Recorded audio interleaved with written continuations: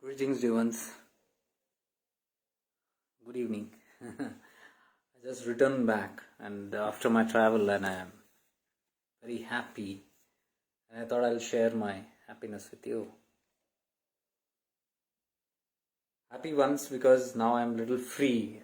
All this time I was too much engaged with so many things that was happening, and I had to continuously be on the run. So I just returned back after this extensive travel, a lot of extensive travel all these days. 10 days in North India and a couple of days back here in Tirunelveli. So I know this is an order. Not all of you might be available at this time, but I said, okay, let me do it because I wanted to do a video. And as I told you, there is no space in this. So I had to make this live. It is actually a video. So I had a very good time today in the train also because most of the time I was idle, and by the time the journey was ending and I was close to my home, I met a couple of old ladies, elderly ladies, and all of them were from different parts of the world. I mean, different parts of India. They were all going towards Kalyan in Mumbai, and they were supposed to have a seminar or a meeting or something, and they were all Christians. So they came from a different background, a religious background. And what happened was I was the only male person there, and all of these surrounded by the elderly ladies. So to give them their privacy, I moved out from there and I went to a different seat, and I was reading almost the whole day the book of Ramana Maharshi. So as I was reading there, and then for some reason I had to off my cell phone. When I off, then I remembered my bags are there. Let me go and take the bags. So when I went there, all these ladies were surrounding, and they said, "Are you getting done?" I said, "No, there's still time. Almost 1 hour more, 1.5 hour more." So they were saying this, and they were looking at me, and where were you and all that. I said, I've been to the Himalayas and all these things. Oh, okay. So what's your name? So I was very much aware they are Christians. Now when they look at this, it's going to be big. I would have got a big kind of a talk on this because I know how it is, religious. So I said, my name is Shiva. I said, oh, Shiva, are you like that Shiva? I said, we are all that Shiva only in one way. Oh, no. Because they were Christians and they were all from the, orthodox kind of stuff. And they started talking to me as usual about the Bible and Jesus and all that. I listened for some time and then I sat there. And there were only 2 or 3 ladies sitting around me. All these elderly ladies. They must be all 60 plus, 60, 65. So then I started telling them about Jesus, because they were telling me about Jesus. I started telling them the actual meaning of the whole thing and what Bible it means, and I told how the Vedas and the Genesis, they're all one, and how the things began from there and all that. And they were like surprised. I asked them a couple of questions, no answers. I said I have asked all my life these kind of questions to many Christian friends because they were thinking I'm a Hindu. And nobody has the answer. I told them about the oneness. And initially there was resistance, but there was so much evidence that I was talking, because I was not just throwing things in the air. I was talking everything from the Bible and referring it to the Vedas and cross dissection and to Islam and Quran, mentioning references from here, there. They could understand. Slowly from 3, they all sat down. And then I was giving my bhashan there, my speech there. And they were interestingly listening to it. They asked about the Himalayas, and I told that's a place where even Jesus meditated. They were surprised. I told many incidences and many things. And finally we had a very good 1.5 productive session. It was a very productive session. And they were all very deeply touched by the Vedas, the Upanishads, the Islam. In that just 1.5 hour, lot of things just cleared out. I said, wow, this is some productive talk now. Instead of blah, blah, blah, blah, all worldly talks, this and that, I said, the divine work is this. So I was very happy when I got off of the train and then I came back home and all those things. And I was contemplating on so many things. So guys, I have actually come back with so much of learning, which I thought I knew so much, but now I had all these practical kind of experiences. And while I entered back into the Maya Jagat, back into the world, right from the time I left the Himalayas, between I was in the Maya Jagat and then Tiruvannamalai was 2 days completely in Ramanashram. I didn't go anywhere. Hardly any contact, hardly any contact with anybody. Hardly anything. So 2 full days I spent in Ramanashram in complete silence and reflection. And one of the best times, what I'm trying to say is, even while I was in Himalayas, I don't know, my trip had to end in Tiruvannamalai. Because that kind of space that Arunachala gives, I can't compare it. I had a German friend there. Of course, he doesn't want his name to be taken, but he watches these videos also. But I had a German friend who is now living in Tiruvannamalai. He has sold off everything in his country, Germany, and he's staying there for, I think, more than a decade now. I think close to 18 years or something. I'm not sure. But it's plus 10. So he has never been to the Himalayas. So when he came to meet me and he wanted to ask some experiences about Rishikesh and everything. So I was telling him. But he said, I have never gone beyond Nasik. And one reason is something in Tiruvannamalai pulls me back. And the kind of experience that I've had in Tiruvannamalai, Arunachala, I've not had it anywhere. And so that keeps me bound here. I said, my dear friend, you're absolutely right. Because even while I was in the Himalayas, in such divine places, the kind of experience that I have in Arunachala, I was not having there. Now, I don't mean this place is big or this place is better or not. No comparison, absolutely. Both are best in their own ways. What I'm trying to say is that Tattva, the Shiva Tattva that we are talking about, is very, very true. It is said Kailash is the house of Shiva, the home, the abode of Shiva. But here, Arunachala is Shiva himself, the Tattva. And it has a lot of evidences. It's not just like a belief. No, not a belief. It is from the yugas, all the 4 yugas, if you see, from the golden age, how the thing got converted.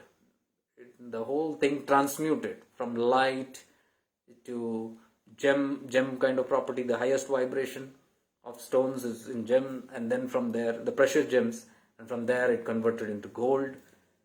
As the frequency of the earth reduced, these things also, see, it's all chemistry if you see. The configuration also keeps changing, and that's how it came to gold. And then finally in the Kali Yuga, when the consciousness was very gross, the energy, the frequency was very gross, the whole thing converted into stones and mud.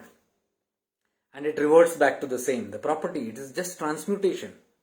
So it's very scientific, you're going to say that way. Now I'm not trying to prove anything, but it makes sense. When I heard it, it makes sense. So something brought me back to Arunachala. I just wanted to be in Arunachala, and that completed my journey very well. The Himalayan trip was completed with the touch of Arunachala, and beautiful lessons, beautiful teachings from all the great mystics, and beautiful learning experiences which I brought back. So, and I could see the turbulence when the plane enters is landing down. You'll see there will be turbulence, because when it's flying at great heights, there is no turbulence. Everything is fine. Absolutely peaceful travel you are having. But always during takeoff or landing only there is turbulence. Most of all the disasters happen only while takeoff or coming down. Why? Because there is friction. There is turbulence. And the same, the plane when it comes down and moves through the clouds, there is turbulence. I could sense that when I was up in the Himalayas, perfectly synchronized. But the moment I started coming back to so-called normal life, the turbulence began. These kind of turbulences were there also, but it was not affecting me because it was completely attuned there. this one precious learning that I'm trying to share. How when we do sadhana, or when we are doing some divine work, and when we are in that kind of energy, the whole consciousness is different.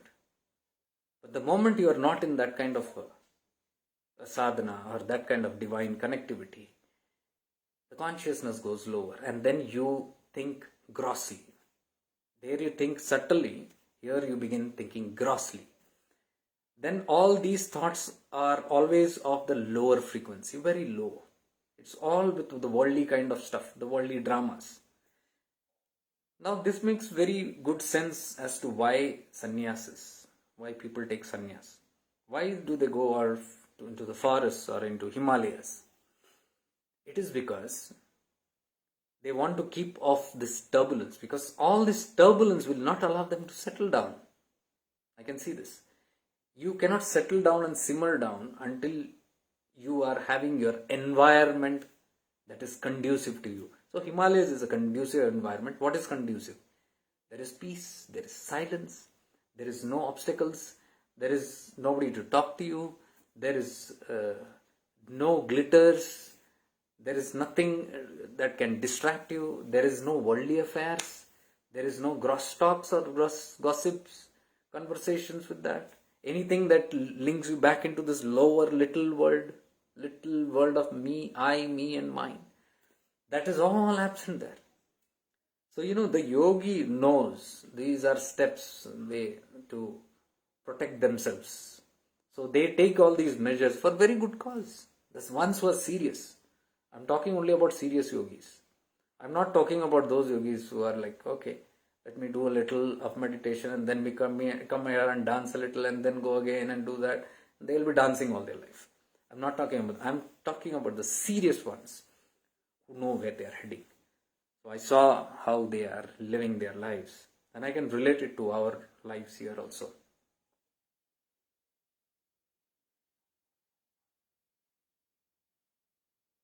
Shaolin.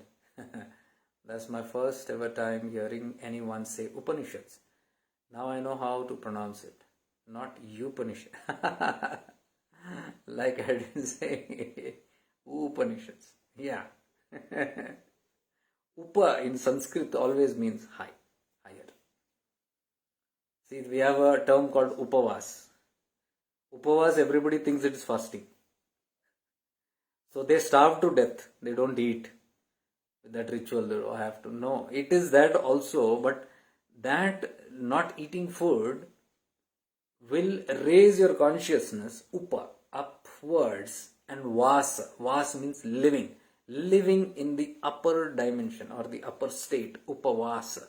Vas waha karo, upa, higher. So people don't understand. जो भी आडंबर में फंसे वो सिर्फ fasting में ही लगे रहते हैं. It's got nothing to do with that. Fasting helps you raise your consciousness. So that's how it is. So the Upanishads also has that kind of a meaning. Yeah, it is Upanishad, not Upanishads.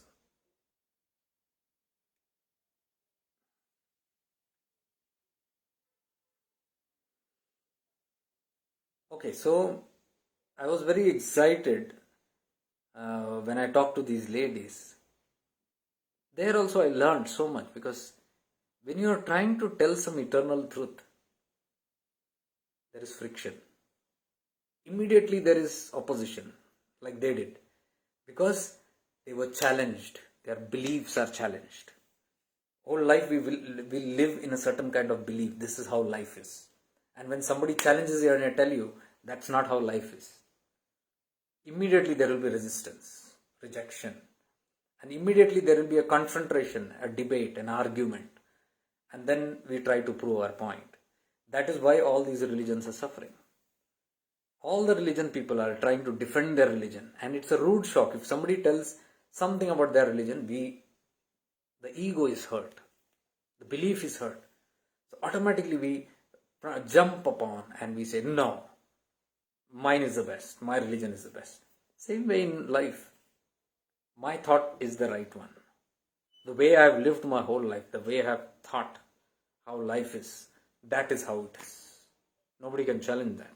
So it will run that only. I want to run my life in that manner only. Run. That's no problem. We are all having our divine right to run our life the way we want. Nobody can stop anybody the way we want to live.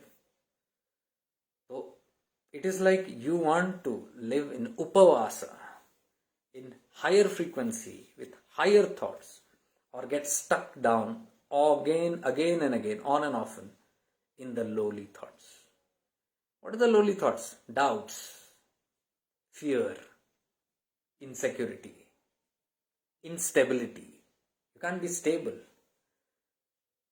Chanchal, flickering all the time. You can't be nischal.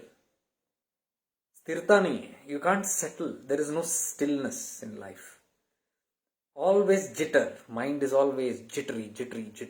So many things. Adambas. Stuck in that frame of mind.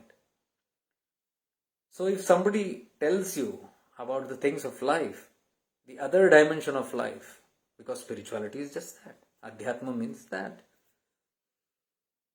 So if I am in my comfort zone and I don't want to, because it's my own belief pattern, I want to live life this way, this is how I see life, then if someone tells something, it's a challenge. Then we can fight and debate and say, no, this is not, this is how it is. Now there are so many examples where I have on and often come across people, my friends are close to me, always trying to tell me what life is. They try to teach me what life is. And when do they try to teach? When their own beliefs are challenged. Like for example, if I tell someone that security is in divine will, they will again and again challenge my thoughts and tell me, no, security is not in divine will, it's in my free will. I am going to decide how I am going to become secure. And for my security, these are all the things that I'll do. Everything I'll do. Now who's that I? That's the ego I, the false I.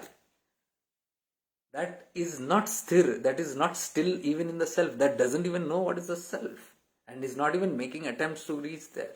It wants to live in this false I perception. That's the world choice. Nobody says no, nobody is going to challenge you. Live, it's your own choice. Problem happens when people come and challenge me. This is the way you live life. This is the way you live on earth. There is a certain pattern that the whole world is living. Can't you see? I am adhered to that way. I am adhered to living that way. I have lived my whole life that way. I have seen my parents living. I have seen my grandparents. I have seen my relatives, my friends, the whole neighborhood, the society. 99% of the world lives that way. What kind of a fool are you? You can't understand what I am saying. I do understand what people are saying. But only thing is, I will never try to convince anyone. Because it's free will. Everybody can live the way. And it's free will that I live the way I want. I choose the divine will. Always. So it's very difficult. These are two frames of world.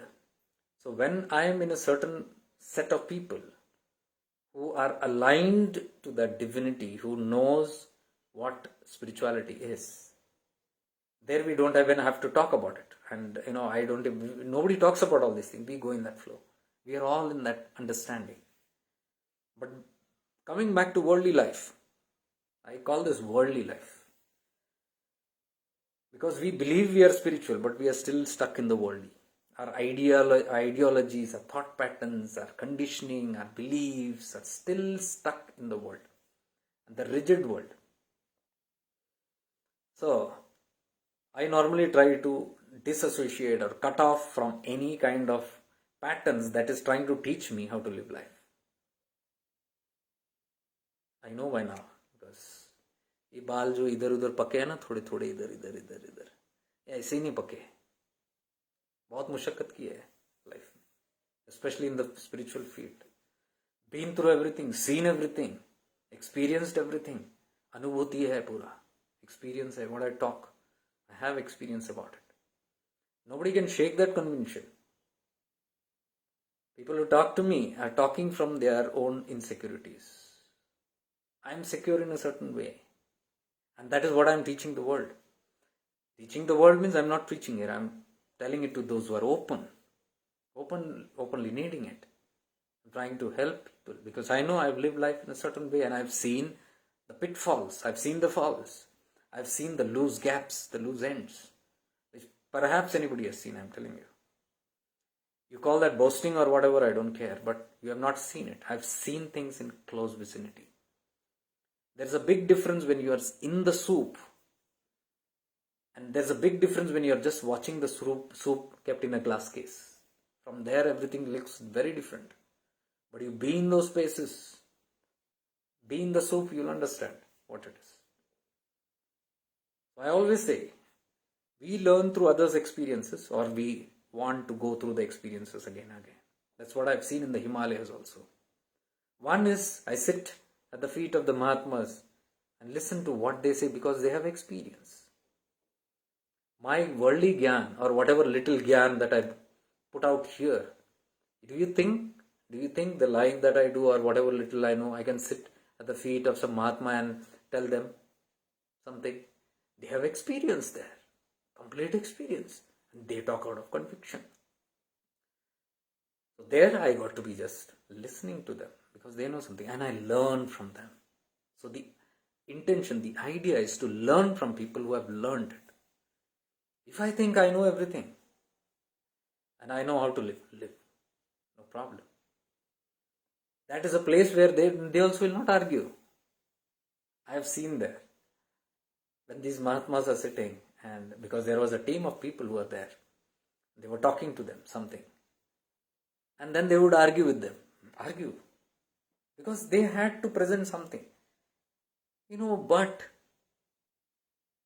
the moment they would say but, they would just go silent. No point. Because there is no point even arguing. One Maharaj told me, this work that I do, I don't involve anybody. I involve people only who have trust in this whole project. The whole project of serving the sadhus. Only those who can blindly trust can drop in. And whatever, as a donor or sponsor, or if you have doubts like what is this going, where is this going, or if you have something like I want to give the sadhu or the Mahatmas a sweater, so I am going to sponsor a sweater only, nothing else. They say practical spirituality is something else. They are saying they at that end know that they might be having sweaters, but right now they might not have shoes. Or they might be having all that, but they might not be having ghee or oil to burn their lamps. So at that time, if somebody says, no, I am going to give only shoes, he says, I dissociate with those people. I say, don't even come in here.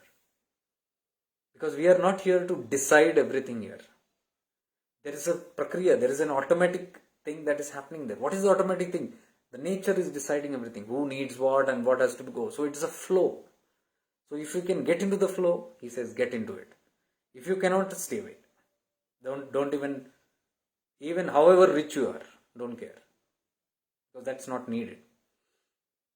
He says there should be no one questioning all these things. Because question means there is a doubt. You have a doubt. And this is precisely what I did when we were supplying things to Arunachala. The holy sadhus and all the people there during the COVID time.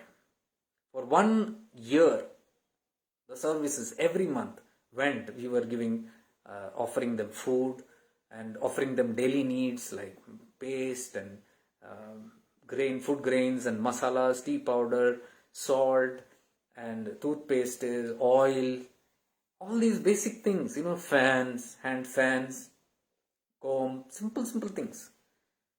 Basic daily needs, and the team there was doing an excellent job. For 1 year it went. Now I didn't do it, you guys did it, because that time there was donations coming in, contribution coming in from every corner of the world. Everybody helped because they knew there is a thing.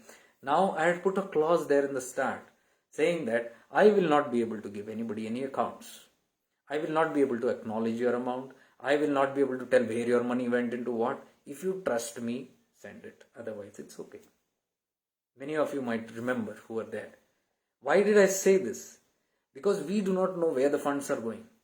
Many times people offered for food, but many times that food, instead of food, that money was diverted to cataract operations of many. There was about 6 to 7 sadhus who were operated for cataract and other small minor operations or illnesses that they had. The money was turned there. We cannot say it is just only for. So somebody says, I am offering for rice. So if they ask, no, I had given for rice, then what happened? No, we cannot do all that accounting stuff here. If you trust it's in the flow. We just divert it. I saw the exact thing happening there. So I could very much understand what they were saying. Now what is that? That is trust. Trust in what? The flow.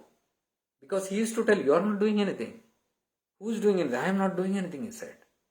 It's Ganga Maya's wish. It's the energy of the Ganges, Mother Ganges. Because all those sadhu sons are sitting in the snow. Kiske bharose? Ganga Maya ke bharose. Means depending on Mother Ganges or the Divine Mother or Father. So their trust is completely in the divine will, not their free will. They are not insecure. They know something is going to take care of them.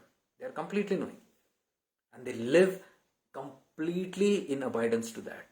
So whatever comes, they know is meant to be for them. Whatever doesn't come to them, they don't fret and fume. They don't fight about it. They don't say, oh, I'm sitting here in the cave, high in the Himalayas. What is God doing? I'm hungry, or I don't have tea powder here, or I don't have oil to burn this lamp. Why is he not sending me? Absolutely no doubt they have about this. Even if nothing doesn't come, they will say, this is the will of God. This is how it is supposed to happen. Teri raza mein meri raza. Jis vidhi rakhe, us vidhi rahiye. These are all my Guruji's words, my Gurudev's words. Jis vidhi rakhe, us vidhi rahiye. Jo Shiva Agya. These are his words. Teri raza mein meri raza. 3 beautiful teachings of Gurudev on divine surrender. So I could see that surrender in them. So when they have surrendered to the cosmos, there is an intelligent cosmos, cosmic intelligence that is taking care of the whole Prakriti. So they have gone into that flow now.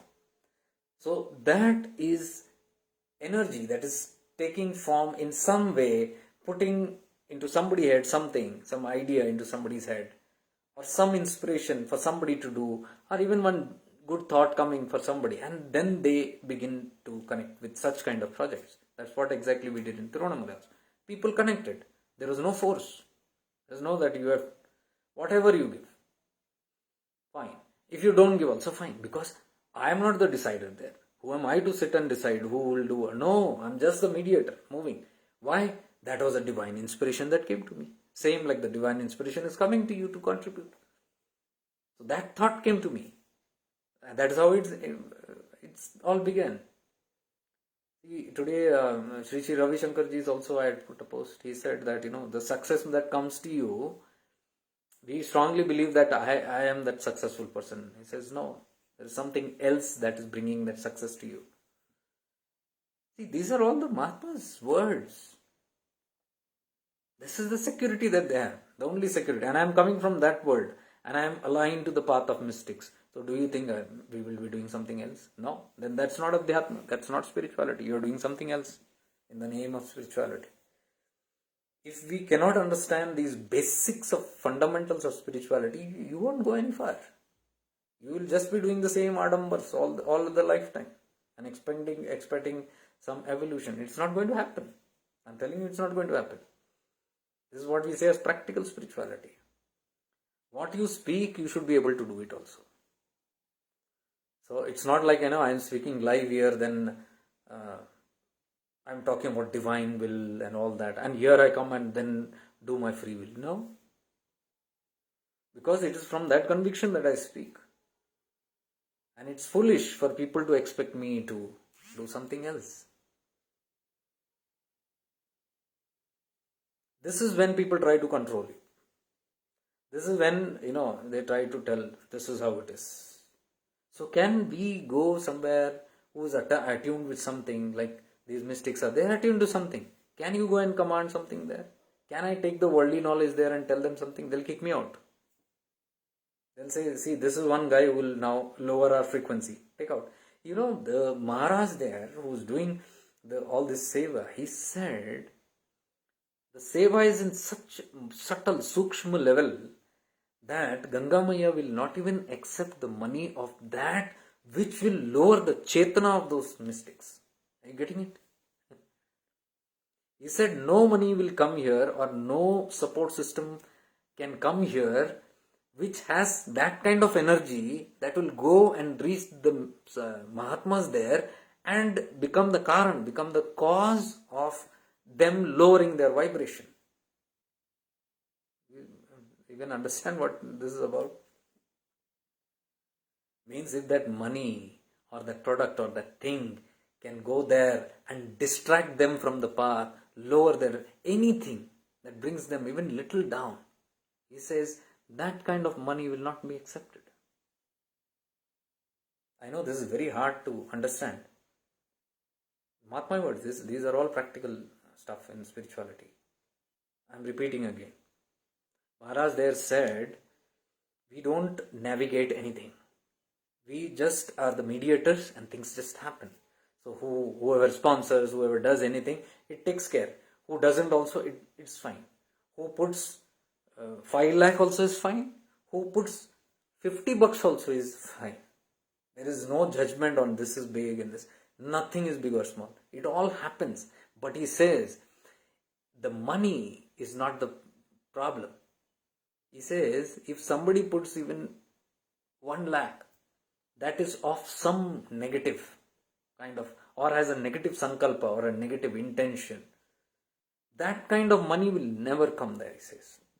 Something gets filtered out and that never happens, or even if it comes, it will never reach these mystics in the Himalayas. Why? Because he says, anything that can lower or distract those people who are sitting very seriously on that path will not reach there. Because it's not supposed to reach there. Because it becomes a papa karma then. You bringing down anybody's consciousness is a crime in spirituality. We are all here. My work here is to uplift people. That's the only intention. Why you look at all the platforms, what we are doing, it's only to raise consciousness. It's to make you more alive and awake and aware about spirituality so that you can evolve. All these things are shared with you so that we become conscious and we root out many things and make our own spiritual journey easier. That's the intention. Now, even if I unknowingly pull down somebody's consciousness, somebody is going at a rapid speed and I become the cause, that's not good. That's how spirituality works.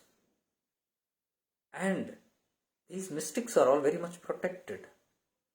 They're protected by that divine force. Nobody can bring them down. That applies to everybody who's on the path.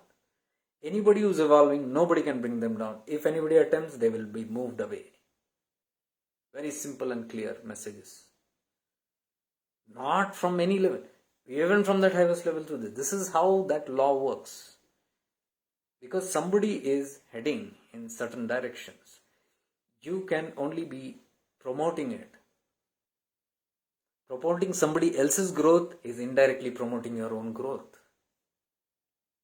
Bringing down somebody's evolution is bringing down your own evolution. It's as simple as that.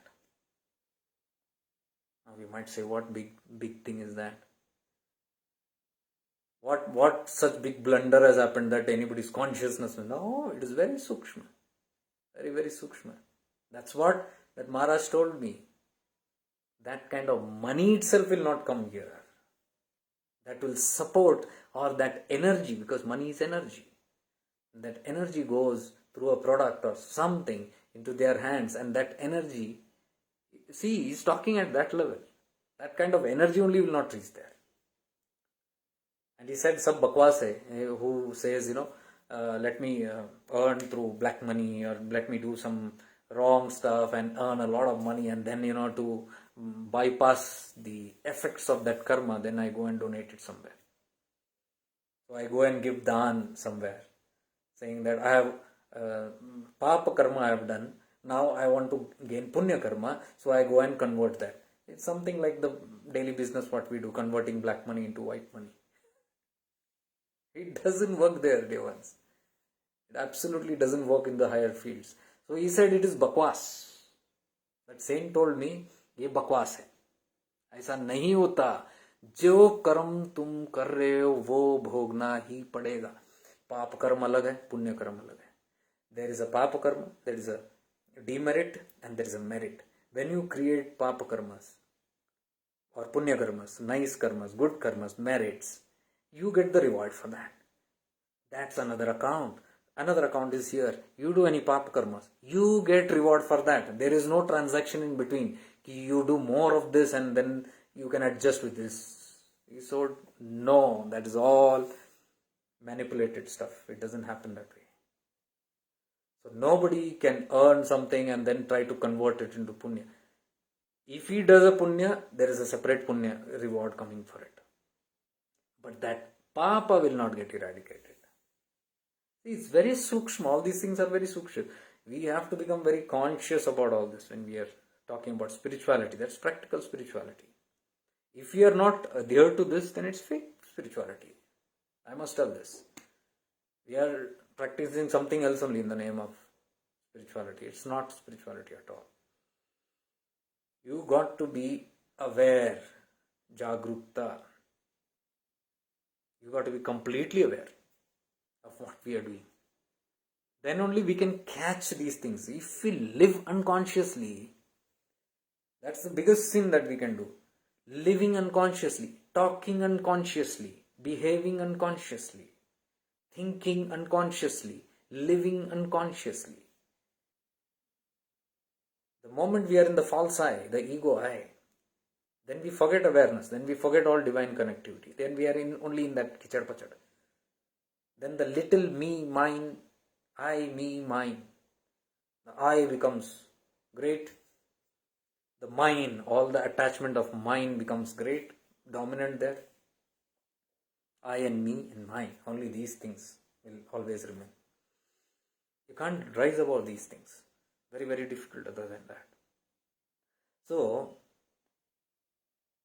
this inability to change, that's one thing that I saw with all these people. They had great ability to change. Because what is the truth? The truth is that change is inevitable. You cannot stop change, my dear. You cannot stop this grey hair. You color it, but the property is not going to change. Your age is not going to change. Even if you do the wrinkle surgery, you do facelift surgery, cosmetic surgery, your age is not going to change. Inside you are still decaying, and the outside also will decay. That's the law of nature. Change, it is going to happen. Every moment there is changing. Everything in Prakriti is changing. Nothing is stagnant. The suffering comes when you want to hold on to something and don't allow it to change. Because you believe your security is in that. I don't want to change. How much successful have we been? We don't want our parents to age. At a certain age, you must have seen. Parents are getting old, we get, oh, they are getting old, they are getting old, they are getting old. Why? What happens when they are getting old? Everybody gets old. Oh no, they are getting old, they are decaying, they are slowly becoming inactive. So what is the fear in that? Oh, I love them so much. It is not your love, my dear, it's your insecurity. You are feeling insecure of mera kya hoga after my parents go. That is why their old age gives you jitters. See these are the deep truths. Only in awareness we can realize that. Anybody, not just parents, anybody, our children, our spouse, even spouses, they're changing, they're becoming old. Every moment there is decay happening.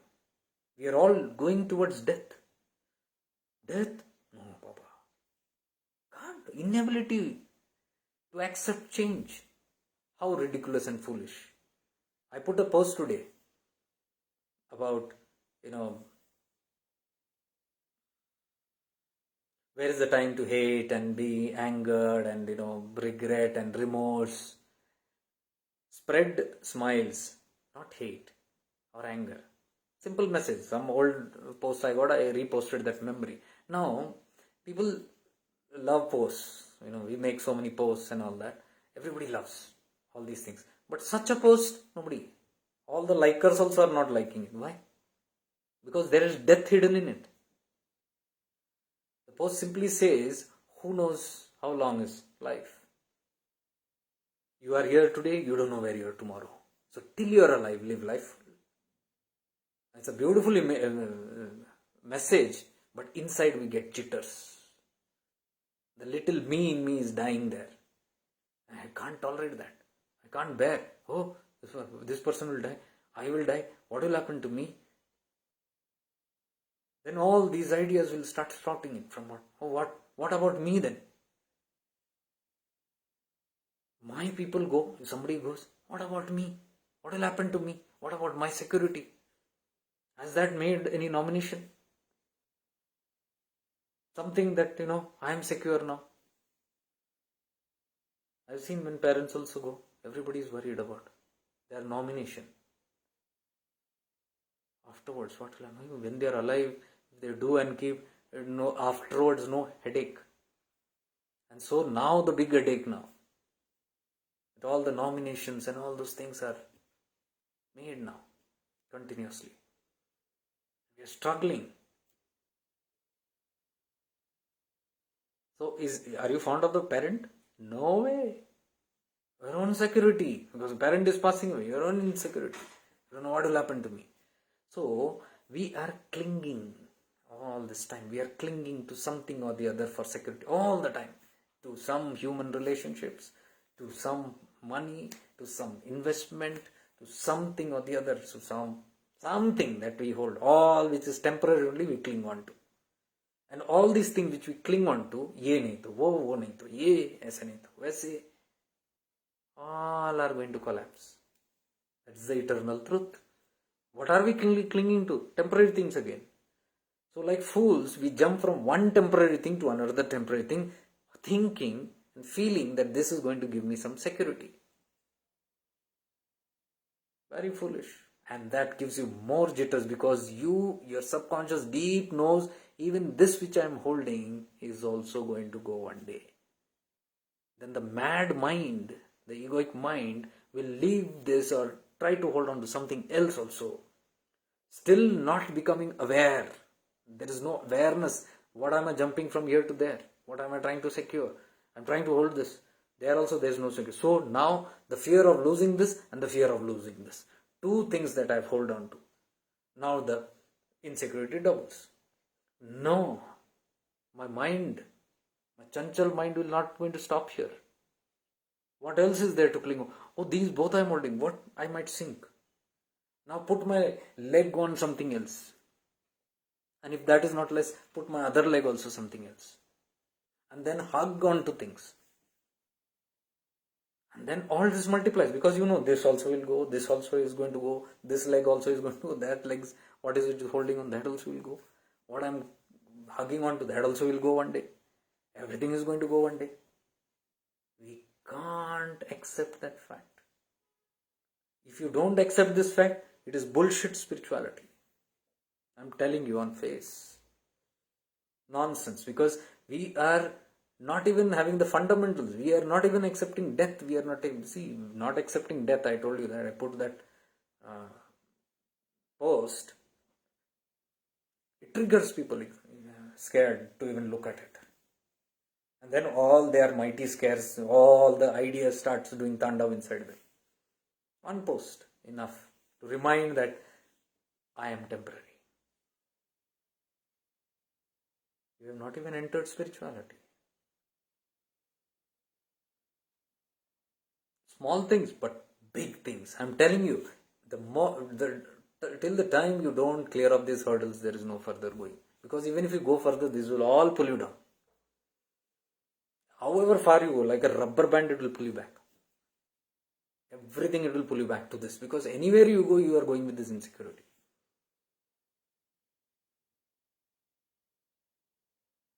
inability to change. Inability to change myself and inability to accept change in others. Others are evolving, others are. Everybody is changing. Your own mind, your own body is not same. You sleep one day, you must be in one mode. When you get up, you are in another mode. When you go to the toilet, you are in another mode. When you brush your teeth, you are in another mode. After breakfast, you are in another mode. You talk to someone, you are in another mode. You remember something, your mood changes. The mood is constantly changing. Anitya. The mind is so fickle-minded. Not one thought is stagnant. Every moment it is skipping.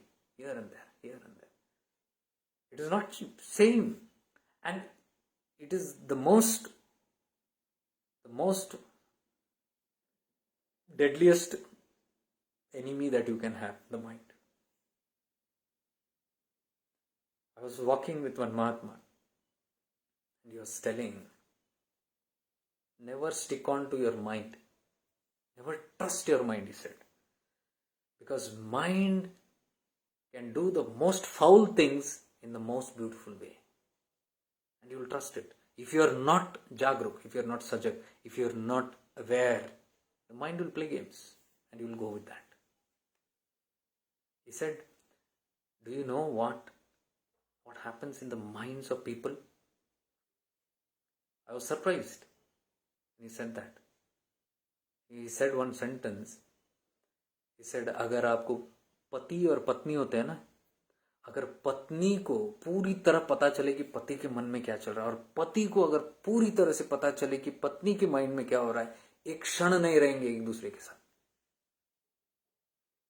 He said, if the husband or the lover or the spouse gets to know what is in the mind of the other spouse in crystal clarity, everything without filter, everything one can read the mind, say, not a moment they will, not a kshana, they will be together. They will part ways. That kind of dirty things go on in the mind. You will not accept it. You will say, no. My mind is pure. My intention is pure. The moment we say my mind is pure, there is impurity there. Because there is a claim that you are making. My mind is pure. My intention is pure. Because if it is pure, you need not talk about it. The moment you talk, the purity is gone.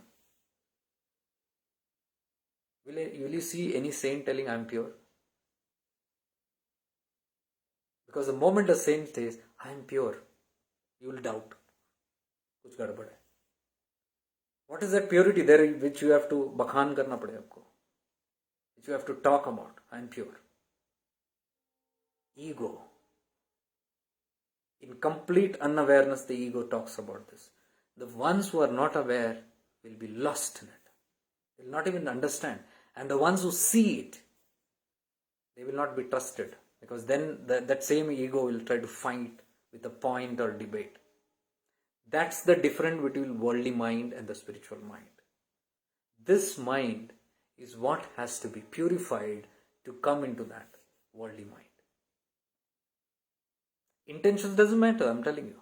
Intentions we might be having great intentions. It's not going to, that intention should be implemented. Not having intention is not a big deal. Pure intention anybody can have. I'm telling you this. Pure intention anybody can have. But that pure intention can change in a shana. You might begin something with a very pure intention, but the next shana, the intention might not change. If you are not aware, you will not catch it. And you will think it is going beautiful. It's a pure intention. That's the biggest catch. That's the biggest catch where we fall. And we claim everything is pure. And we believe that we are walking with pure intentions. So we cannot take the shelter of Gurudev's words and say, no, intention pure hai to sab kuch. Yeah, that is true. But you have to be all the time aware to keep that pure intention pure. You cannot allow your mind to be unnoticed and not watch your mind and then accept the mind to be pure. No. Don't assume the mind to be pure on itself. Never. You have to keep a watch on it. What is that watch? awareness, Jagruk. That has to be sustained 24/7, not just one moment here and one moment there, or when we have live sessions, beautiful sessions. Oh wow, what a beautiful session! Absolutely fantastic. You are divine, you are saint, and the next moment you are a crook. Why? Because that connectivity is not there. You need often somebody to remind you all the time. But we are not reminding ourselves. We are not putting that practice where we remind ourselves of that. I had a beautiful session. Somebody from Singapore was behind me from that time, Rishikesh. Please do a session. I said, no, I cannot be, because I'm stuck and I don't know my timings. I said, no, we want that person is going to Kashi, Banaras from Singapore. So time is less, wanted to do. I said, let's see what best can be done. And then I thought I'm returning home here. So I gave the date, 15th I'll be back here. But last moment I had to go to Tirunelveli. And the date was fixed. The schedule was given to her. That appointment was given on 15th. And what happened was, 15th I ended up in Tirunelveli. And now I had to keep up with that commitment. So evening 5 o'clock, I had to. So I was in Ramanashram. I didn't want to be disturbed, but this was there. I said, okay, let me do it and come. So I returned back to the room. 5 o'clock began the session, and there she was. And she was like shocked. She was telling, Bhaiya, at that time, when you made some session from Tirunelveli, I was watching that, and that time I had decided, if I do a session with you, it will be only in Tirunelveli. But then I had to come to Varanasi, and then I saw that you are in Himalayas now, and there is no other option, let me do it now. And look here, you have arrived in Tirunelveli, and this session has happened there. Who created it? It's your vibe. Whatever you tune to, it will happen in that way. Yes, so I was talking to that person, because the person was saying the same. Everything is fine, it's helping me. The shifting to this platform. I've been watching for a couple of years. But at certain times I go off. So I told her methods of how to keep that going, to how to keep that dynamo always running inside. That's important. Having one or two sessions also is not important, but to keep that in momentum is because initially it is with effort, but later on it becomes effortless. You don't have to sit doing practices. You become a Jagrut being, Jagruk being. You become a conscious, aware being. And when you are conscious, then you will, naap tol ke you will talk, naap tol ke sochoge bhi. You cannot afford to think nonsense, because if you think something, it is detrimental to your spiritual growth. And those who are very keen on the spiritual growth will not allow that to happen. If you are not keen on your highest goal, you can do mistakes. If you are stuck up in a lot of worldly things, then you can get confused, or you can come down the ladder. But if you are somebody who is very seriously wanting, then you cannot afford. You cannot afford to lose that time. You will keep it up to you. And nobody is perfect. You have to be always aware. Now, just because I'm teaching awareness doesn't mean now I can do anything. And I have to be aware myself. Otherwise, why would I spend two whole day in Ramanashram? I'm serious about my goal. If you are serious about your goal, you will surely get it. It's all the seriousness of what you want. You want that or this. The people in the Himalayas sitting up there, they're damn serious. Damn serious. They won't divert even this much. No compromise. Not even this much. They are in such a state that every single second I should be on the path. That is why they leave the worldly thing and go, because here there are so many distractions, so many distractions. And that is why you and me are struggling. Half of our life and energy goes in this struggle only. To battle our own egos, to battle our own mind. Mind, which is so cunning. And the yogis there know. That is why they have a change in environment. They are not running away, but they are preparing themselves. They need time to prepare. How many of us take that time to prepare? How many of us are ready to cut off all these unwanted worldly ties, unwanted gossips, unwanted friendships. I'm telling you, even unwanted friendships are there, which will suck your energy out. Friendship doesn't have to be always very beautiful. There might be jealous friends lurking in the dark. You don't know. But if you are aware, you will become aware. You don't have to know. You'll become aware, conscious of it. How many of us are ready to detach from our loved ones? Not forceful detachment, but by understanding, having this higher awareness of what life is about being aware about death. That is going to happen to you, me, everyone, even your loved ones. Whom are you holding on to? Whom are you trying to hold on to forever? Is that going to happen? Is that the truth? What are you not accepting in the other person that is changing? What are you trying to keep? Oh, you were this way that time. I've often seen people talk to each other. Oh, you have changed. You will change, my dear. What an idiotic statement is that? You have changed. Everything is changeable. Who told you it's going to be stagnant? Show me one thing in the universe that is as it is. One leaf you show me. One blade of grass you show me that is as it is. Even stones change. As the people who work with the stones, archaeologists and all that, they will tell you. Geologists, they will tell you how even stones change. They also have phases of evolution. Nothing in this world is nitya, eternal and permanent. Only one thing, that's yourself. Or you can call that God or whatever. Until you realize this, there is no spirituality. It's all just time pass. We know, we have a lot of gyan. If anybody asks a question, we can tell. How much of that is our experience? Like that Mahatma who told me, Anubhuti hai, to sab kuch hai, nahi to sab bakwas.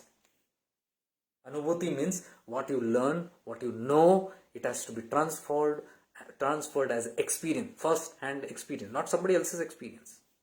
If I am telling my experience, you cannot be happy with it. Oh, he said so. Jake said so, so maybe. No. You have to put that in your life and have an anubhuti. Then you have an anubhuti, then you can say, that bugger told right. What he said was true. That is that trust. You don't have to listen to anybody, because when you listen without anubhuti, without experience, you can lose that trust anytime. Because tomorrow your mind will say something else, you will change. The whole perception about that person.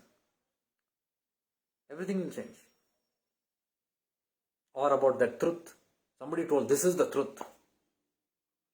And suddenly you will become, oh wow, that's the truth. How do you know? That person told me. So what? No, I trust him, I respect him, I know him. So what? No, that's his statement, so that's final for me. Okay. Tomorrow a time will come when that truth will change. Or that person will change who told you the truth. Or his or her experience will change. And then you see something else. You're like, what is this now? Which one is true? This one or that one? So we keep dangling on somebody else's experience, because when you experience it yourself, you know for sure, this is sure, this is 100% sure. So that Mahatma told me, Anubhuti nahi hai, sab bakwas hai. बाकी सब ढोंग है, सब नाटक है. इसे दुनिया में जो भी अध्यात्म के नाम पे हो रहा है, spirituality, in the name of spirituality, whatever is happening, it's all false until you have that experience, first-hand experience yourself, and the conviction of what you have, and how that will come through awareness. Consciously you are aware of it. So this inability to change or accept, that is where my Gurudev said, accept people the way they are. Why? Because people change. Everything changes. People can be in multiple ways. They need not be how you want them to be. They can be whatever they want to be. So if you don't accept people the way they are, then what you do is one foolish thing. You try to change them to suit your requirement. When you try to change somebody to suit your requirement, it is not going to work. Because today you might change that person, but tomorrow that person will again change, because everything is changeable. So which identity of a person are you going to hold as this is the change that I wanted and now I have got? Next shana it's gone. How much are you going to suffer and keep changing, or try to accept what they are doing, until you accept that anything and everything is changeable. So anything and everything that is changeable is always temporary, including life. This body is changeable, it will go. Mind is changeable, it will go. Nothing is going to be permanent. Only thing that is permanent is yourself.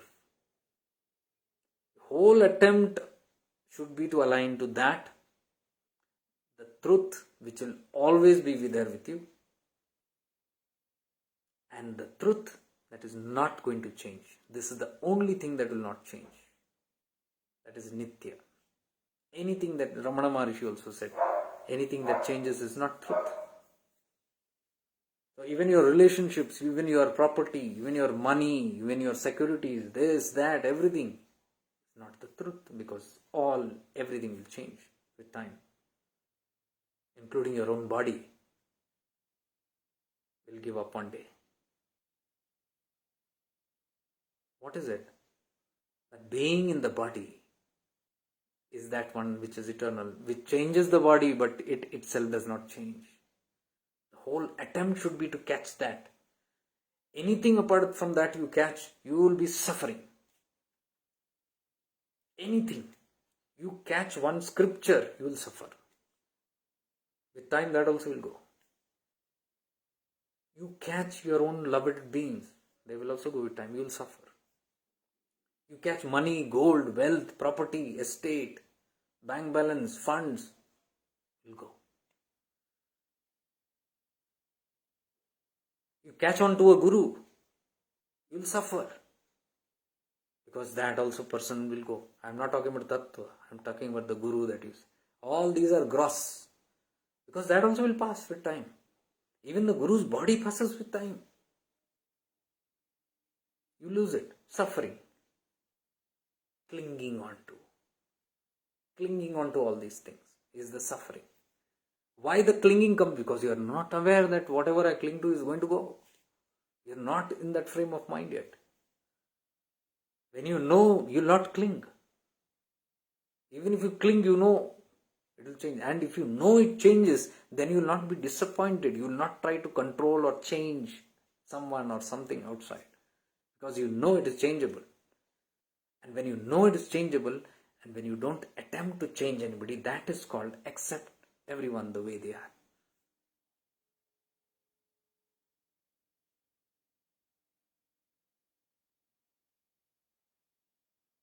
See, I told this is the biggest problem that we humans have. The train also, I said, some Christians were sitting and they were trying to control me. They were not accepting me the way I am. They were defending, argument. But on the other end, I was accepting them the way they are, because only then I could sit amongst them and tell, because I could accept why they are talking that way, I know. I could see very clearly why they talk that way, I know. So I will try to put on the things. I am not trying to convince them. Put on the things as to what. Then they accept it or not. It's up to them. But in the end, they agreed to it, because it was all basic logic, common sense. So frictions happened when all these things, religions also, they have all ideologies. They each try to convince each other, and it is never going to happen. All the wars that has taken place between countries, difference of opinion, difference of ideologies, and they want this to be converted to this.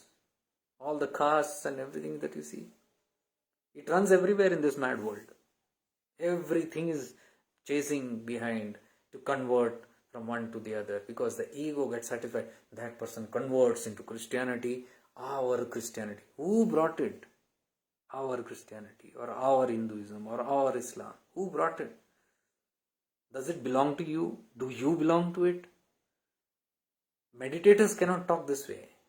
People who are aware can never talk about this way because they know you are none of this. One life you have been a Muslim, one life you have been a Christian, one life you have been a Buddhist, another life you have been a Sikh, another life a Parsi, a Jain. Which are you going to claim as yours? Foolishness. So when you know chola badalta hai, you are going to change the bodies. Will you cling on to any of these? The ideology also itself will drop then and there itself. And when you can see this, you can see the myth people are stuck in. You will have patience with them. You will accept the way they are. Okay, they are this way, no problem. You will not try to do what they are doing. They are saying, no, in our religion, this. You will not say, no, not that way, in our religion. No, you will say, okay, what you are saying is true. In your religion that happens. But in this religion also this happens. In this religion also this happens. Because there is only one tattva, which is true. And I proved it to them from all Vedas, angles and the Bible and everything. And they enjoyed it. And they accepted it. I could see confusion on their faces because they were all going for a Christian seminar. Now they are scratching their head. They are rethinking about a lot of things. It forced them to rethink. I didn't force them. Their own awareness, when it became Jagrat, it forced them to think. I'm sure they'll have a different ideology now. They will not hate Hindus or Islams. Because I said that is exactly what Jesus taught. They were not believing it. Until I had to remind them, because preaching is very easy. Jesus said this, Muhammad said this, Ram said this. It's very easy to teach and preach. But to live it, it's very difficult. I said, Christ only said one thing. Love thy neighbor as you love yourself. Now, who's the neighbor? It's not the neighbor who's living next door. Neighbor means anybody and everybody. It is also the neighboring religion. So I asked them, do we practice that? When we are saying, no, those religion people, they are doing this, they are doing that. Did Christ ask you to do that? Christ never said that. Christ said, love thy neighbor as you love yourself, as thou love thyself. As I love myself, I am loving my neighbor, means everybody. And once I love them, there is no problem. I am accepting them. There is complete acceptance, forgiveness, love. That's what Christ taught. So the first fundamental itself is wrong. You can see the first fundamental itself is wrong. The first step, the first ladder itself is wrong, and we are gone 100. You cannot. You think you have gone. Those are the gaps, and this comes only with awareness. You have to have a conscious life to bring that into your awareness. If we want evolution, what is evolution? Evolution is discarding everything one by one. People have a very naughty idea of spirituality. They think spirituality means going up the ladder and taking all the baggage with them. What a foolish, idiotic statement. They don't want to let go of anything. They want to catch hold of this and that and this and that and then climb the ladder. You can't climb the ladder with so much of baggage. That ladder will break, the steps that you're keeping, and you will tumble down with that weight. The higher you climb, the more you have to discard. That includes the heaviness of the mind itself. Ideologies has to be discarded, the belief patterns, the conditionings, the unwanted faith, the ideologies, the philosophies, the theories, the logic. Everything has to be discarded one by one. You can't carry them up. This is sukshma, subtle what I'm saying. First it has to begin with the grass. If you can't let go of your loved ones, my father in this hand, my mother in this hand, my daughter in that leg, my husband in this leg, and somebody else, my wife on my shoulder, and then I'm climbing this ladder. How stupid does it look? It might be funny scene, but this is exactly what we do. Then we say, why is it so tiring to go up?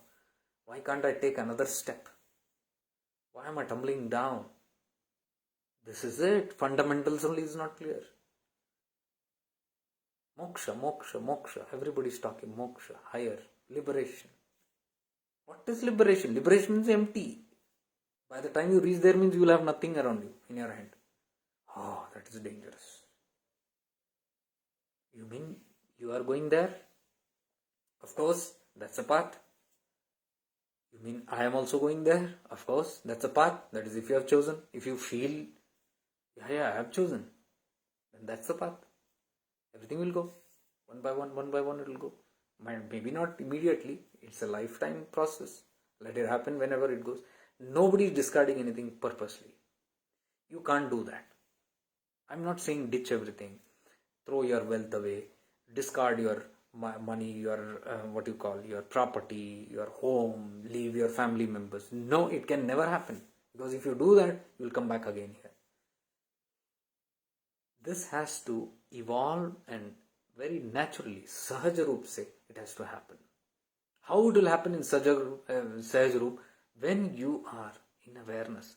Because awareness will show you, no, I'm holding on to something that is temporary. This is going to change. Songs like this will not give me jitters. Maut aani hai, aayegi ek din. Change that song. I put a post now. Live till life is there.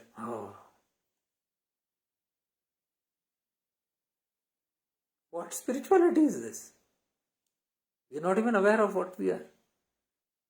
Here you have no choice. You cannot say, no, I don't like that, I don't like this. Okay, you sit with your likes and dislikes, raga, dvesha. You're not going any higher there. Until you say, no, I don't want to. Then it's fine. Then it's absolutely fine. When we say, no, I don't want to get into all this nonsense, I can't bear this, death of loved one, oh, no, Baba. Then don't speak about spirituality. Talk about comfort spirituality. Because it will give you some assurance. God is there somewhere up in the sky. He will take care of me. He will take care of my loved ones. And we will all live a life happily ever after. We will get married. We will have children. And we will live happily ever after. That is one kind of ideology that we have. The happily ever after. There is no happily ever after. Yes, there is blissfully ever after, that Sachinananda state, which is mad, ever after. But the kind of grossly world that you're stuck into and you're thinking you're going to be happily ever after, no. You are in a Dvait world. You are in a dual world. If you have chosen happiness, there will be sorrow. You can't escape it. If you have chosen life, there will be death. You can't escape it. If you love the day, no, night is going to come. There is no escape to it. If you love the sunlight, wait for it. Rains are going to come. There is no escape to it. Do whatever you want. You can't change Prakriti. This is the changes that happen. If you sit adamantly, no, I want day only. And when night comes, you are going to have a horrible time. I want sweet only. Then when bitter comes, you are going to have a horrible time. I want pleasure only. Then when pain comes, you are going to have a horrible time. I want only health. Then when sickness comes, you are going to have a horrible time. I want to only live. Most difficult time you are going to have at the time of death. Non-acceptance. Clinging on. You will cling on to the body at that time. You will not leave. And that's what happens most of the time. Clinging on. Why the clinging? You are not accepting that change. No. I don't want to go. You have to go. No, I don't want to go. You struggle. How much ever you struggle, what is the law of nature that is going to happen? So, it takes a little bit of common sense, a little bit of awareness to understand that it is useless to fight change. It is useless to fight the change. Go with the change, go with the flow is the only thing to do. And all the spiritual beings who are evolving, you will see they are one with the change. They are the one who flow with the flow, who will go with the flow. No logic अपना बुद्धि, महान बुद्धि कहीं नहीं. Because this idea, this logic for which we think, my intelligence, how stupid. In unawareness we think my intelligence is greater than the cosmic intelligence. My free will is bigger than the divine will. Foolishness. More of suffering. Only more of suffering. The day, the moment we accept divine will is more powerful than my free will, would you like to struggle with that divine will? Or will you just तेरी रजा में मेरी रजा? Very difficult. Difficult है. That is why many people don't choose it. So these three things which I tell you today, most important. I'm not telling you with the hope that you will change or not. That's completely up to you. बोलना मेरा काम. Sharing is my work. What is my experience? To share that is my work. What I learn from the world, to share that is my work. I will do my work. And I will expect no change because I know everybody is changeable. Everybody's moods are changeable. Morning it will be one, evening it will be one, 2 months it will be before one, now it will be one. Now you dangle with your mind, you play around with your mind, you run around, live around with your mind. Don't expect me to come into that mind space. I'm teaching awareness to people. And I love to live in awareness. I don't love to live in my mind. Mind work, I'm very weak. Because my mind has always failed. And that is why I've taken the Sharanagati of my awareness. Taken the shelter of awareness. And from the time I've taken the shelter of awareness, life has been easier, lighter.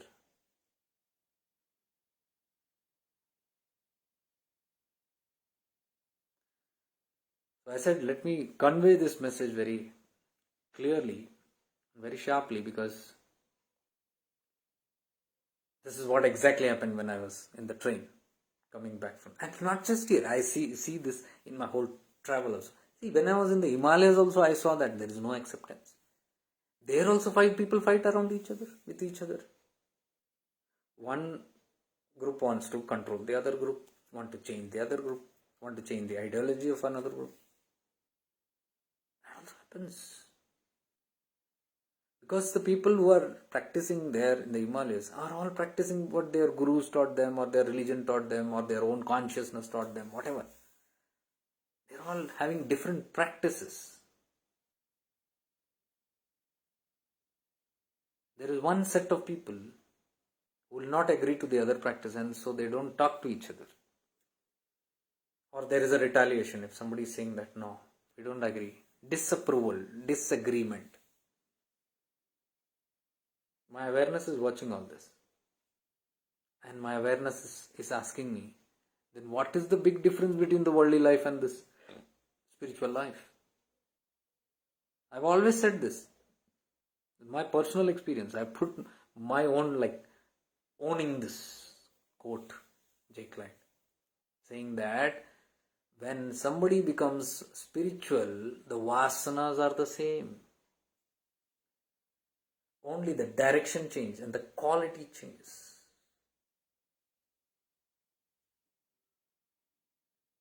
First, in the world, I wanted success. I wanted fame. When I come to spiritual world, now in the spiritual world, I want success and fame. Success is there. Strive for success. Become successful spiritually. Reach to this level spiritually. Rajasic tendencies. Rajasic guna these are. Rajasic guna we had even in the worldly life. Become number one. Compete. And stand as number one. Sabko niche gira do. And I stand up higher there. And be called victorious. Oh, somebody sending stars.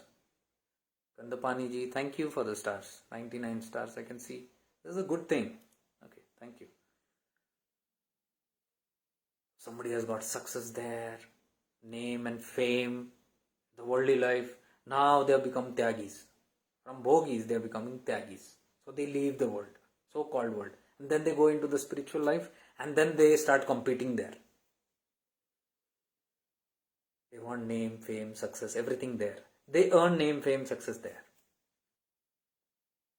First, in the worldly life, there was full of politics everywhere. So much of politics. I have been involved in politics. I know how to twist and turns and manipulate things and control things and do all that nonsense. I've been very successful, but I know it's all a failure. It doesn't work. I've learned my lesson. So I've become spiritual. No, I have not learned my lesson. How? Because when I become spiritual, here also I am involved into politics. Now here I have gone into a community, in an ashram or somewhere, I am playing politics. Same tendency. Vasana is the same. Now it has come here. Paila as a bhogi, now as a yogi. Vasana is there. Quality and the direction has changed. That's all. You seen anything? Aham. I am the best in the worldly life. I cannot stand anybody who's close to me. No, I will not talk to them. Worldly life. Somebody is going ahead of me. No, he is cheating and going. He is doing some nonsense. I can't stand it. Come into spiritual life, same thing. You can't stand. You can't stand. People around. Jealousy is still there. Selfishness is still there. Everything is there. Vasanas are still there. But it has been given nice quality now. Spiritual tendency. Previously it was this. Now it is this. What has changed? There in the worldly life, the pride of me and mine, my religion, my country, my state, my language, my family, my tradition, my lineage. No, not all this. This comes in spirituality. It's like my gotra. I belong to this family, this royal blood, this blood, that blood, or this caste, this higher caste, upper caste, all these things here. Or I am in the managerial level, bureaucratic level, aristocratic level, worldly, and then everything failed. Now I become spiritual. No bhogi. Now I become a yogi. And then the same vasana turns here into that. Now my color of my clothes. Bhagwa is superior, white is superior, orange is superior, green is superior. Color games. I can't stand anybody next to me. If I am sitting here and somebody talks something there, I can't stand it. I get up and move away. Why? Same tendency there also. There also when I had a competitor or somebody like that, I got up and moved away. I don't want to talk to them. I don't want to be in that space.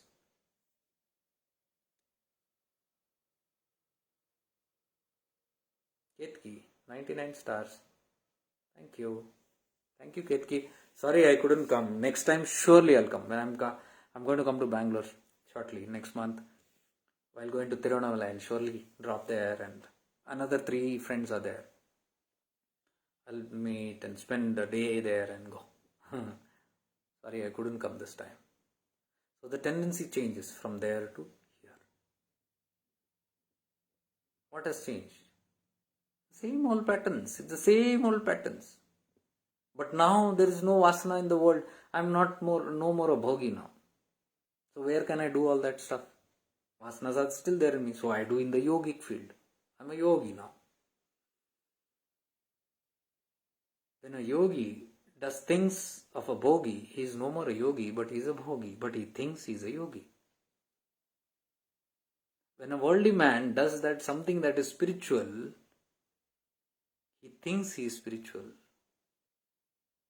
He is simply worldly.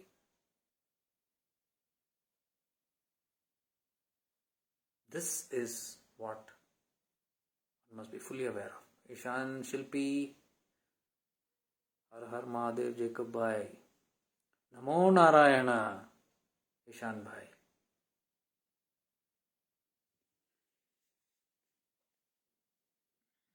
This also is a big problem there. I saw that. Here we have political parties. You have this sign, support that sign. We do Jai Jaikara here in the worldly life. I belong to this party, this community, this membership, this club. Everything we do. And we have identities. Some say hello, some say hi, some say greetings, some say vanakkam. Everybody has different tastes, but they have identities there. Some say Merat Bharat Mahan, some say Mera US Mahan, some say this language is the best, my language, my pride, all those things are there. Then Bhog world, khatam. I become spiritual now, adhyatmik ban gaya, adhyatmik mein aao. Then it is there also. Somebody is having one kind of, somebody says Namah Shivaya. Somebody says Hari Om. Somebody says Jai Shri Krishna. Somebody says Jai Shri Ram. Now, is this all separate? Is this all tattva separate? Okay, there as a bhogi we see separate. Okay, fine. There also it is not, but okay, worldly vision. Parties are different, ideologies are different, communities are different, clubs are different, families are different, societies are different. Okay, understood. Countries are different, traditions are different, cultures are different. Understood. They're not different on the hair end, but okay. You can't see that there. Fine. But when you come into the spiritual world, why is your third eye not opening? In the worldly life, there are only two eyes, the physical eyes, and these cannot see what I'm trying to tell you. What I'm trying to tell only comes from here. This is a language, this is the language. The third eye language is the language of awareness. You cannot see these things. What I'm talking, it cannot be understood until this is open. Because the two eyes will judge very limited.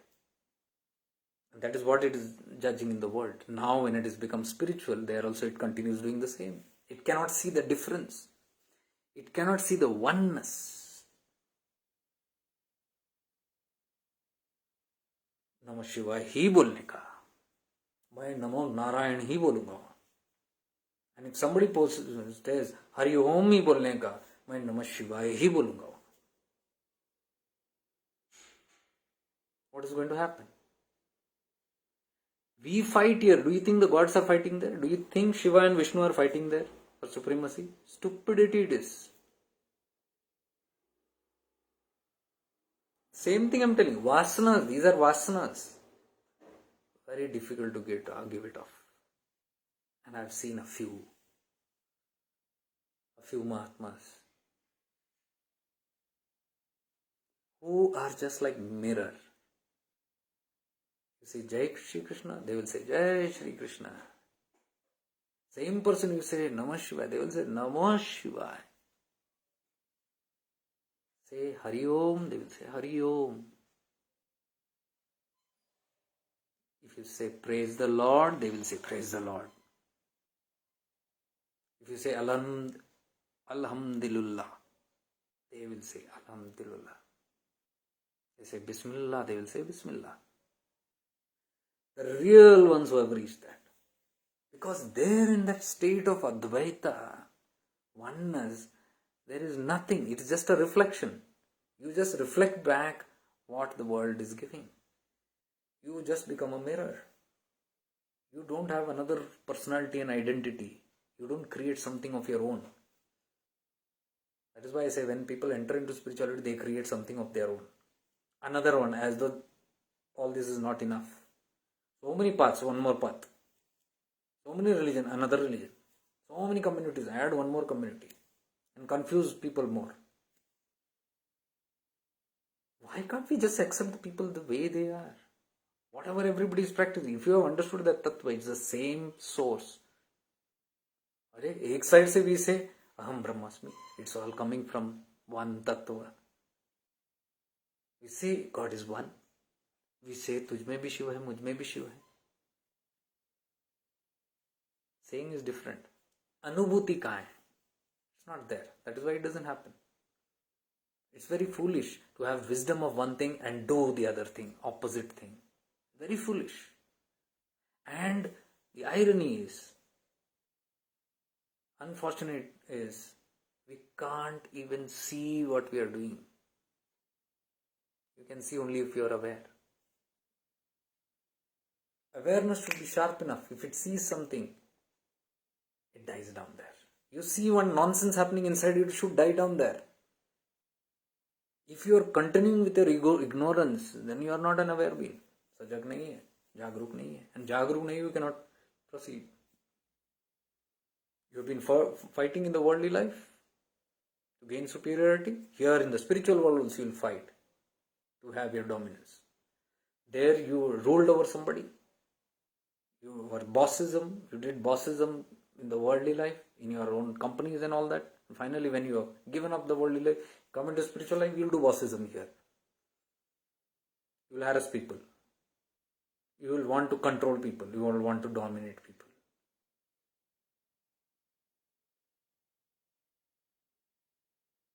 Me and my friend were telling in the Himalayas. My friend told me, Jacob भाई, मुझे ऐसा लगता है बहुत सारे लोग वहां पे जो है दुनियादारी में वो काफी are much more realized than what we see here. Because simple things, there is still struggle there. So much struggle. One example was myself, because I am coming there from somewhere. Acceptance. How many can accept? Because suddenly it's a community that's very strong in Hinduism. And suddenly they see a name, English name, a Christian name. I have seen this. Suddenly ravaiya badal raha hai. Till then they are like, okay. नाम पूछ लिया, नाम बोल दिया, change of attitude. नाम छोड़ो भाई, I'm telling you, even with color. There are fair people and suddenly there's a dark guy.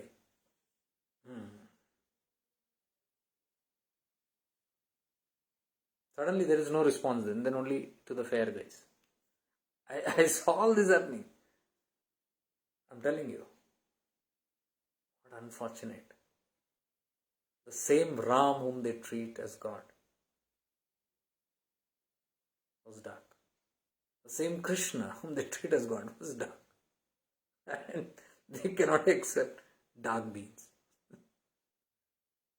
That's what I'm saying. What is this? This is Maya. See, the grip of Maya is so strong. What do you do in such... I was laughing. Because it's okay. Because there were times when we were traveling and somebody wanted me to behave in a certain way. Now I am myself. I'm not doing anything wrong because it's all nice. Yes, Maggie, Jesus was dark skinned too. They show him as white because he was a Jew, and Jew are dark skinned people. That's what I'm saying, glamour. Imagine Jesus to be dark. Can't accept it. Glamorous. Imagine Lord Ram to be dark. Or having a beard. Lord Krishna, Lord Rama, a beardless and mustacheless. Do you really think so? It's how you portray things. That becomes our imagination and that becomes our acceptance. Now, if the real Lord Rama, Lord Krishna, Guru Nanak Ji, Lord Jesus Christ, Buddha, Mahavir, if they really were there today, or if somebody could have gone there and photographed what they were in, I am 100% sure you will not believe. You would have lost your interest in that religion. What is this? If you would have seen Jesus the way he is. Dark skinned. A Jewish people are dark skinned. Whereas all the photos are portrayed as white skin. An American. He was not an American. That's not the scene what I'm trying to say. I'm saying this projections what we have. The mind can trick you like anything. You have to go beyond all these projections. I'm telling you, until then there is no liberation. You think with all these ideologies we are going to get liberated. Liberated means what? You are free from all this nonsense, adambars. To tell we might tell, okay, we will do that. But we can't leave small things. We are still in our rigid thoughts. When are we going to do that? Anil Kumar, 310 stars. Thank you so much.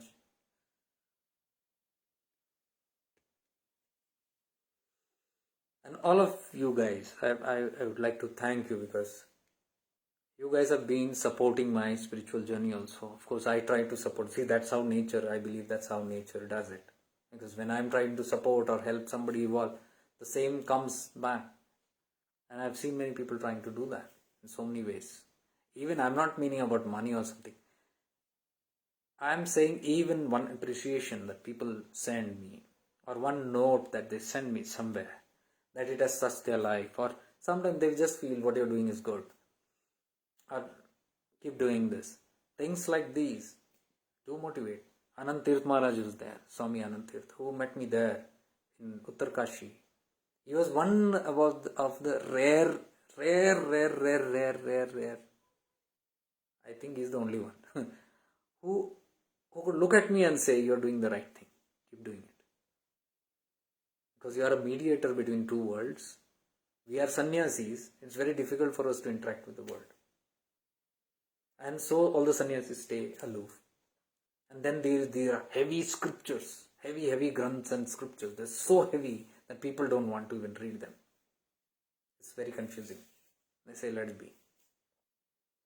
And here when you're talking, it's nothing but the same words from the Upanishads.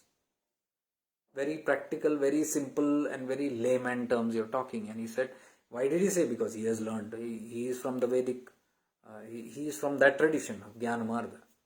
And he has been trained there, and he has his guru in the Vedic culture. And he has learned all the Shastras.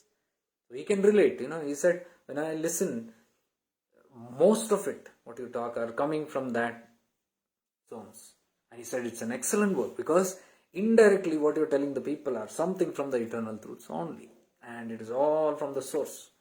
And you are somehow guiding the people back to source. And he said, keep doing.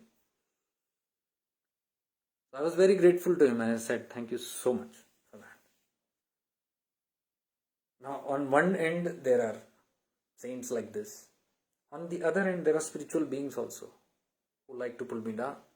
No, whatever you do. Oh, no. Nine. Whatever you do, nine.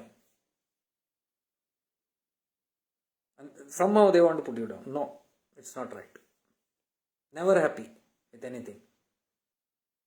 Same for us. Worldly thing also, competition. You don't want anybody to go ahead or do anything. No. Nobody else. Only me, us. The same attitude in spirituality. Block people's progress. Separate the Guru and Shishya. Do everything to separate them. And succeed in that also. But you can't succeed separating the tattvas. You can separate the bodies. And that also is unsuccessful. What happened when you go to do that? The big turmoil. Everything suffers in the due case. You don't understand certain things. Certain selfish attitude, self-centered attitude. Where does this come? Same vasanas. It is coming from the same vasanas. And we project that in spirituality also. All this politics and this and that. Control and dominations, manipulations, things like that. Where is all this? The vrittis, that is still there. I'm talking this very openly. Very openly. Because nobody talks on these kind of subjects. Nobody talks on these kind of subjects. And this creates illusions to seekers.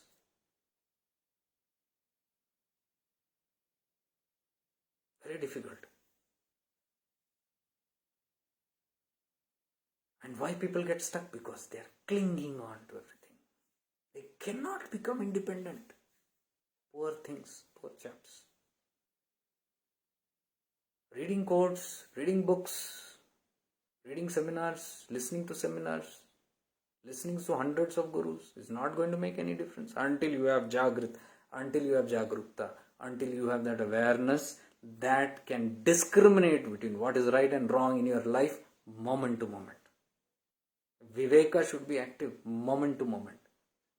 Then only there is momentum. If that is active moment to moment, wisdom is not going to help anyone.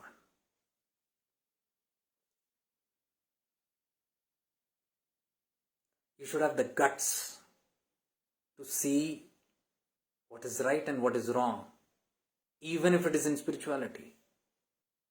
Because there are no mercy there. There is no separate rules by the cosmos that for the Bhautik world is one, for the Adhyatmic world is one.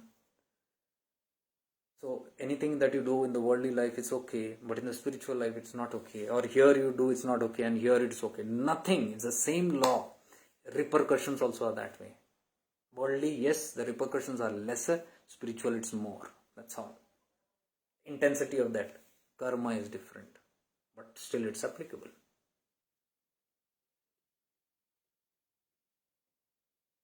So that courage should be there from within to see what is right and wrong and have the courage to be what you think. If you cannot be what you think, rather not think itself. It's not going to work. I've seen many think they agree. They agree, internally they agree. Whenever we are talking, or yeah, even right now, this live, many will agree. What I'm saying is true, but how many of you can live up to it? Very difficult. The time comes, I'm telling you this, people don't even have the guts to put comments here or put a like here because they're scared. This guy's talking something that is against the... What is against? And they don't want to lose friendship also at the same time. So Instagram, I have a lot of messages coming inside there. But yeah, thank you so much. This is helping so much. That, this. And here, no, they're like aloof from all this. They don't even want to see their presence there.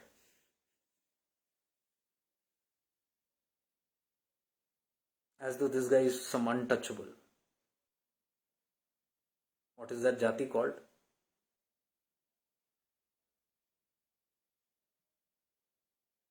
Bhagavan Nityananda used to call that.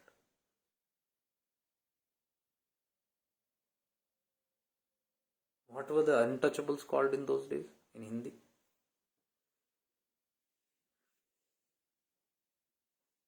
It's like that. But people appreciate the words because they know inside somewhere it's true, but they don't have the guts. That's okay, that's their problem. But what I'm trying to say is, अध्यात्म में ये सब नहीं चलता. You have to have crystal clarity in all these things. अछूत भी नहीं. Yeah, the Achut is right, but Bhagavan Nityananda used to call them something. The community of all these Achut were called something.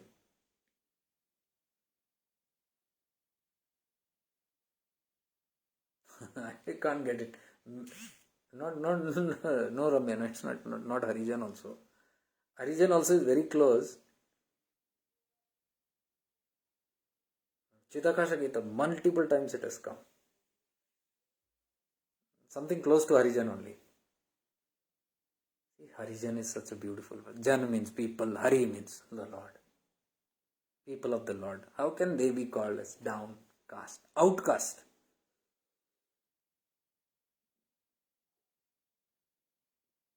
नहीं राहुल भाई वो नहीं हरिजन नहीं है महर no some outcast, something for a outcast. Many times Bhagavan used to tell that, who is Shudras are those only.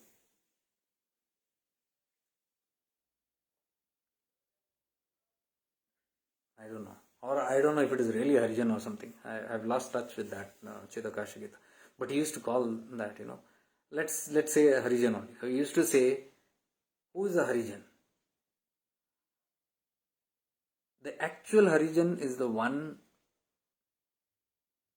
who's judging. Simple words I'm telling you. They used to say, Harijan, keep them away. Unko dur rakho. In those days, there were no wells. I mean, there were wells, but these Harijans had no access. Untouchables were not supposed to come near the well. They used to even kill them. If somebody from the outcast came, if the Shudras came there.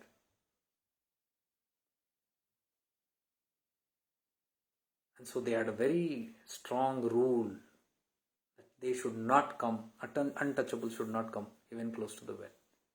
Well is meant only for the big ones, upper caste, not the lower caste one.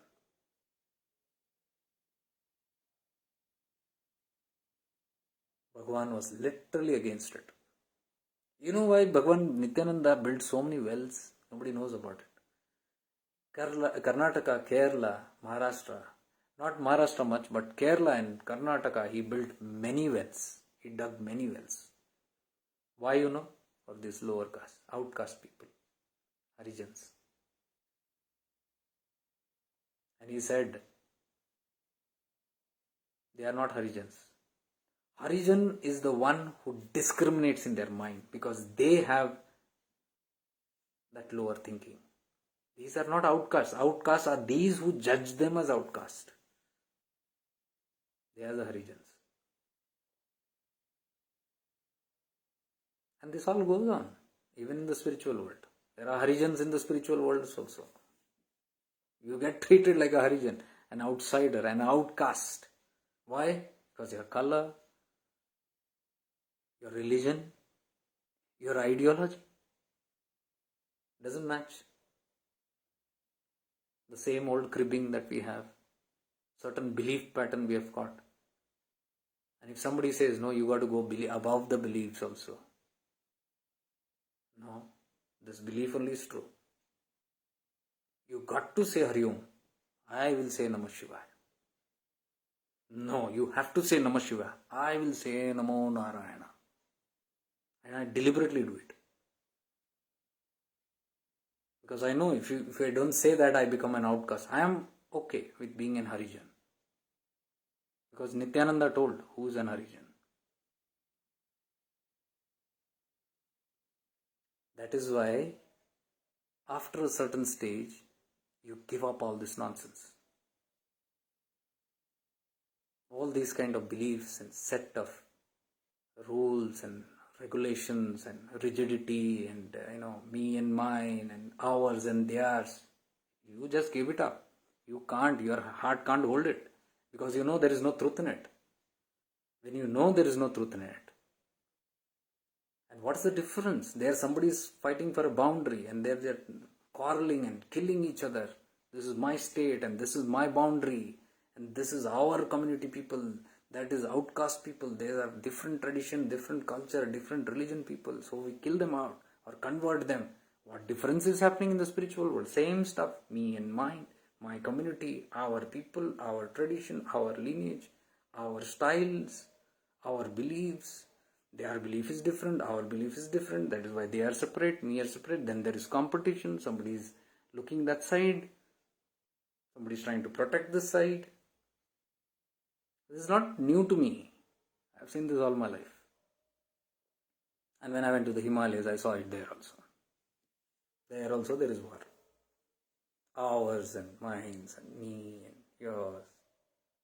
I told you, I've been through it. Outcast. Here comes a black guy in the white. Here comes a Christian guy in the... Now because I don't want to change my identity and say, no, I've changed, I'm not a Christian. No, I am a Christian. I am a Muslim. I am a Hindu.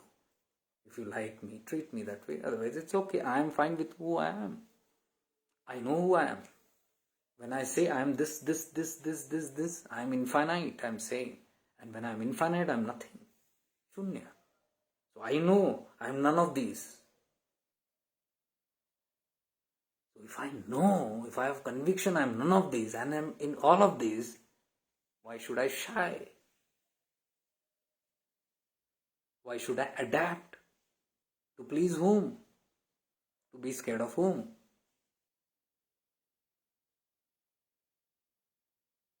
These are all deeper things, I'm telling you. And it's very rare that you can actually stand up for these things. Stand up means not as, oh, this is my right, I'm going to stand up, I'm going to fight. No, you don't have to fight. You just be yourself, that's it. And I have no shame in who you are. I have no shame with my name, with my form, with my color, with my texture, with my habits, with my personality, with my whatever nature, my prakriti. And I'm not going to change. And I don't expect anybody around me to change. Tum bhi khush, main bhi khush. This is accepting everyone the way they are and accepting myself for the way they am. See, if I don't accept myself the way I am, I'll always try to adapt to people. I go to one community, I become that, a herd. I go to this, I become that. यहाँ कोई आया जय जय जय जय कर रहा, उधर कोई आया उधर जय जय जय जय कर रहा. Who am I? None of these. I'm a dal badlu.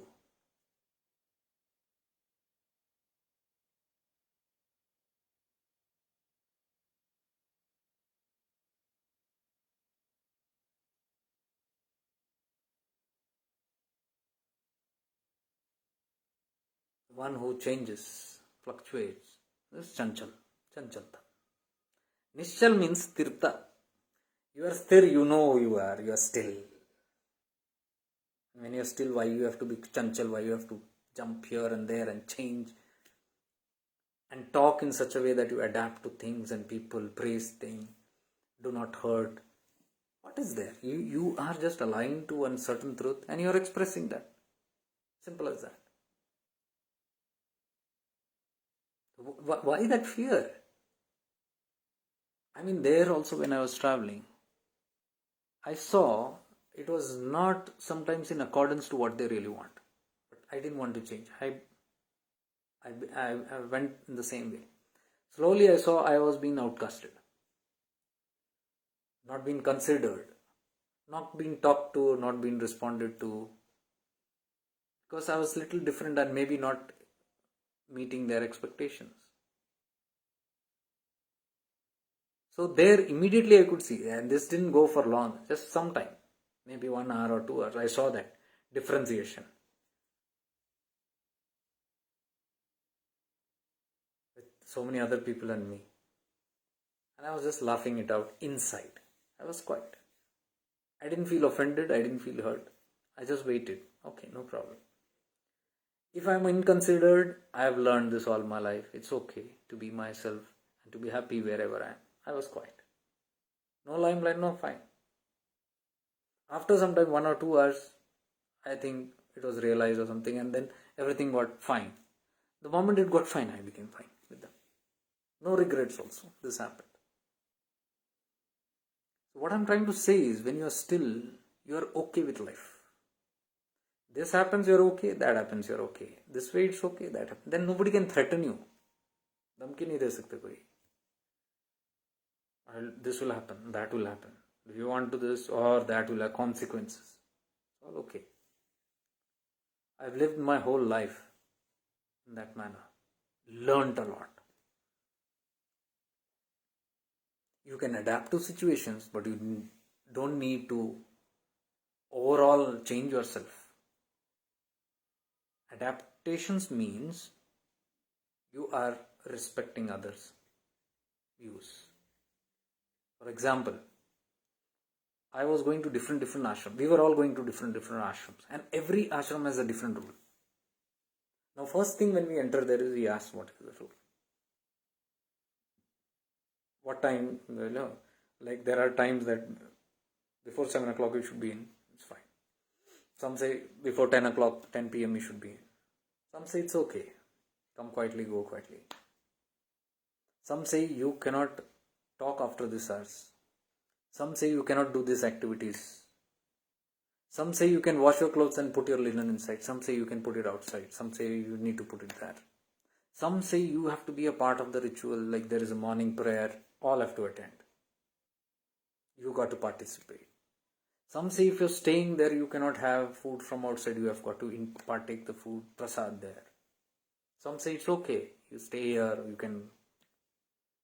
So multiple places we had been. There we cannot say that, no, I am this way. No, I'm not telling about that rigidity. There you are adapting to situation because you respect that territory, the person or the community or the place. You respect that. Fundas are very simple. You like it, be in there. Then adapt to it. That's not flattering. You're adapting, you're respecting that space. If you don't like it, simply don't be there. But both cannot happen. You don't like it, but you want to be there. That will not happen.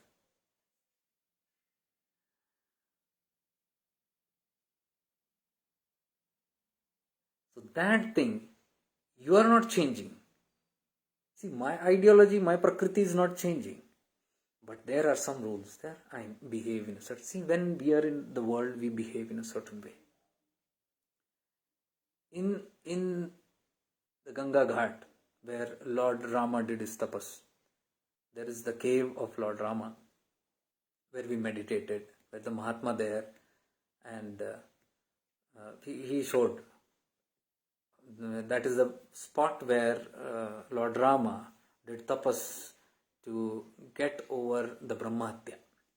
He had killed a Brahman, that is Ravana, and it's a big sin. It's considered to be a very big sin. So there was no easy remedy for it. So he had to do intense tapas in this particular place and on the Ganga banks. So that is the place where we were.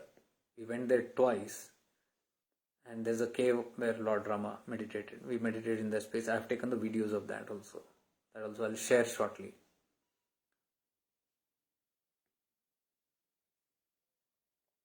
I missed the point what I was trying to say in that story.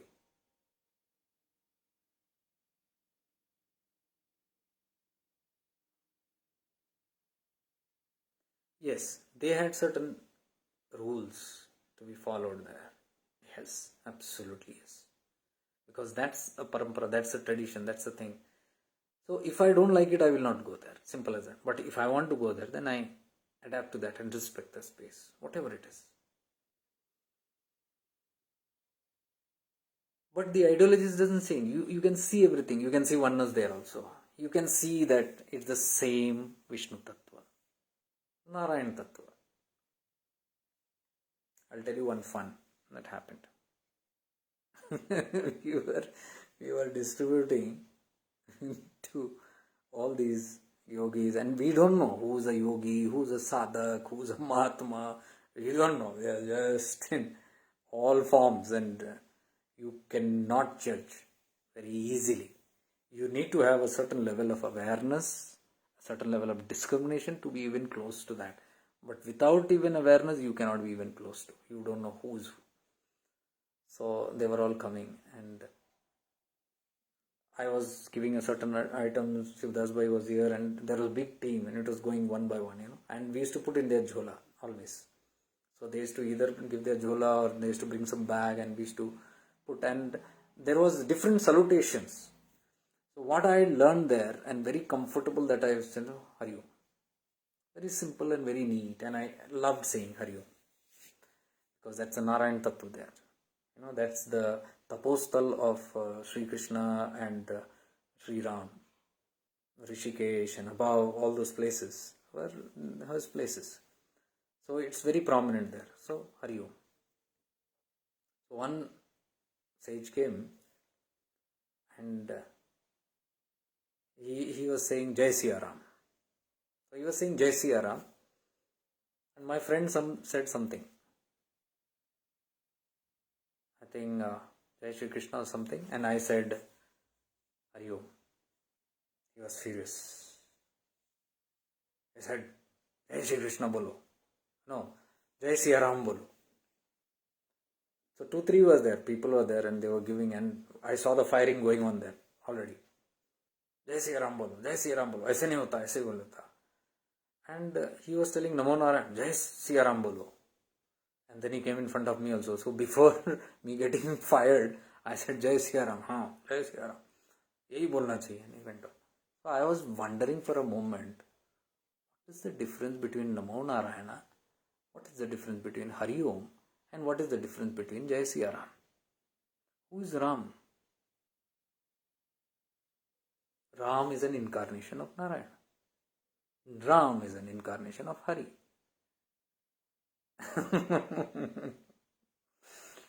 So in my mind I was laughing, like I laughed out loud here. I couldn't laugh there. Probably they would have spanked me. Danda vanda leke maar dete.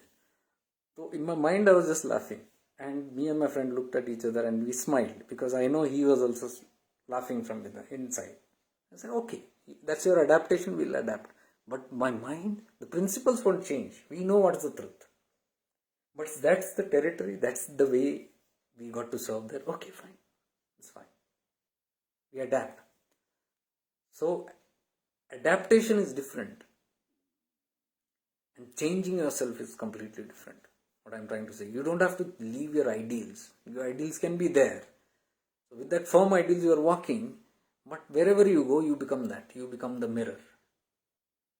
So, it's like, even if I'm spiritual or divine or anything, if anybody crooked comes in front of me, I will become crooked. Not that I sit and think and do this plan.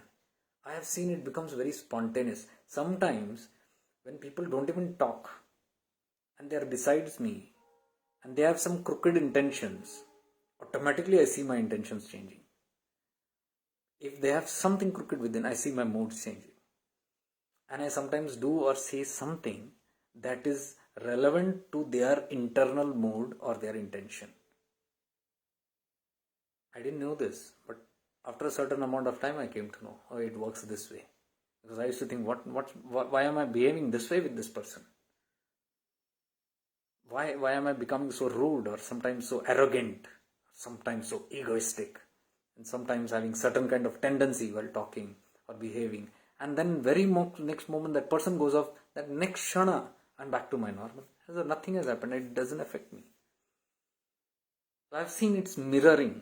It's the mirroring of consciousness. I don't know how it happens, the science behind it, but it happens.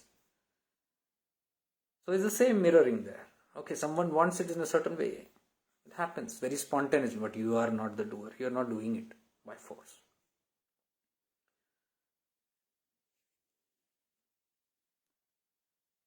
So I'll keep having some sessions in the Sunday time. I'll speak some more on the practical spiritual stuff because I believe if you take those points very seriously, you'll see quantum leap in your evolution. Mark my words. Whether you trust me or not, I don't know. I trust my conscience because it has worked for me. I've seen this. See, when I was in Tirunamalai, for past 3-4 months I've been going continuously. Not 5 months I've been going. Every month, every single month. Previously I used to go once or twice in a year. Automatically I get carried there. I go there and minimum 3 days I always spend. Except this time because I didn't get a train. So I don't, only 2 days. 3 days I used to always spend. And I'm telling you, 4 months I went. 3-4 months continuously I went. And these 3 days were not like the before that ek bar mandir, we go to the mandir once and then we go up the hill once, then we go into that cave one day, then we go to meet Avduts one day, then it was that way. But these 4 months was different. I was only in Ramanashram, only meditating there, being in that space, silence and being on the hill. And because hill and Ramanashram are all mixed, it's all the same. The ashram is on the hill only, foothills only. So only these 2 I made, and I'm telling you, in 3 to 4 months, just the 3 days of that dedicated time gave me a big expansion. I couldn't understand that at that time. What's that? But I suddenly saw a change in my consciousness. In the way I thought, the way I dealt with life, the way I experienced myself, everything changed.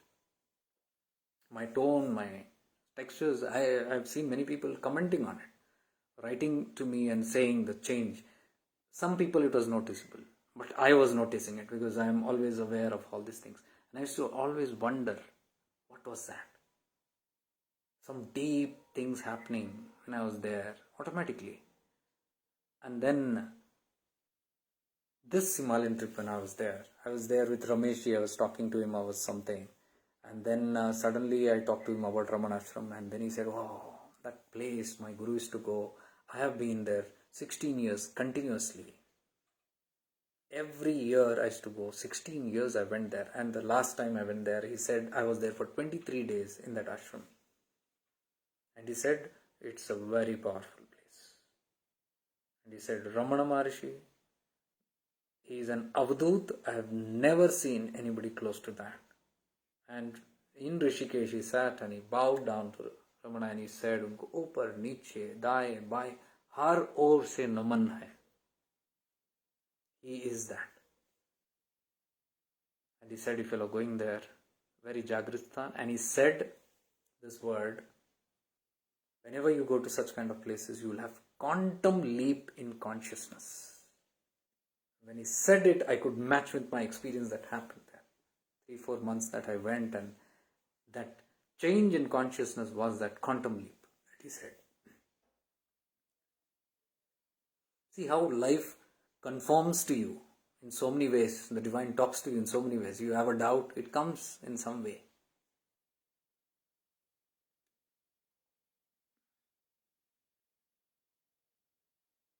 Maggie, I had the experience of being an untouchable once, where someone actually cringed and turned their body away from me so I wouldn't touch them. It was a very painful experience then, but now I see where they were in their mind. It's okay, I can feel love and compassion towards them now. And that's what I'm trying to tell you, Maggie. This happens in the worldly life. No doubt, we have seen all this. But it happens in the spiritual life also. That's the horrible thing. Pitiable thing. There it's understood. But here also, spirituality also, untouchability. Chuachut. What kind of spirituality is it? It's fake spirituality then. Somebody is still in discrimination, and Chidakasha Gita, precisely Nityanand Bhagavan has spoken about discrimination, non-discrimination. So many times that word has come, non-discrimination, indiscrimination. Discrimination of any sort is not good, even good and bad. This is good or this, no discrimination. Everything in this world is neutral. My Gurudev's message yesterday or day before yesterday's message, the quote I saw there, he said there is nothing that is good or bad in this world. It is your perceptions, the way you look at things, that makes it good or bad. Perfectly what I'm talking right now about, indiscrimination. Nothing can be discriminated as good and bad. It's the way you look at things. That's what I'm saying. Discrimination in the worldly life, understood. Touchables and untouchables and this and that, understood. But in spirituality also, that's nonsense. It's not valid. And that is what is confirmed in Chidakasha Gita. Indiscrimination is your first quality. It should be your first quality. Oneness in everything.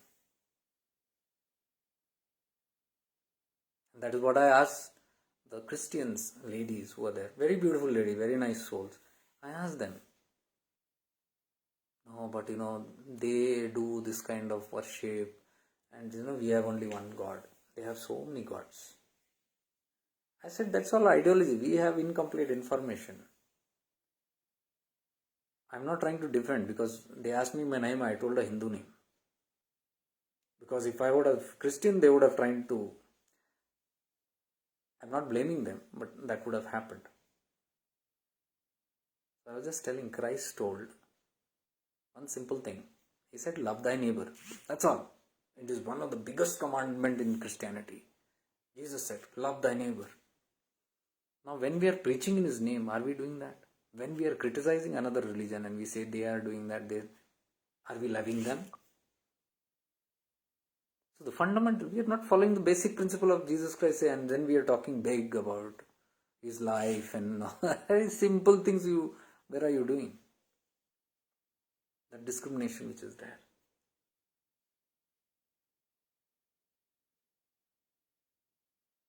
They are worshipping all these gods, that gods, that gods.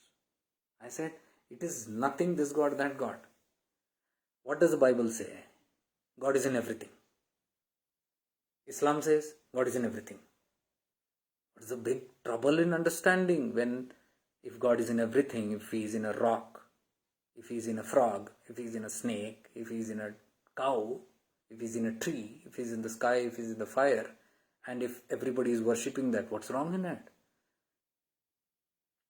All the elements, all the creatures in this planet, they are worshipping because they are worshipping us. This is a tattva, element of God. What's wrong in that? That's the same that your religion also is saying. God is in everything.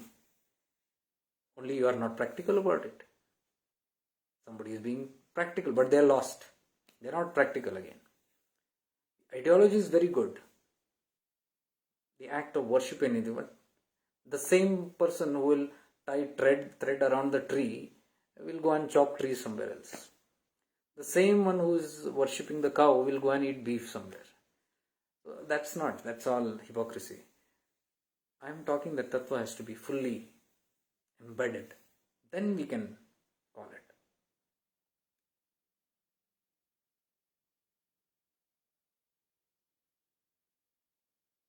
Thank you, Anita ji.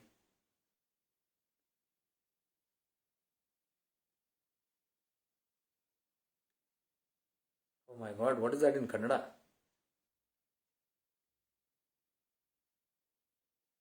Avadhutavani 12.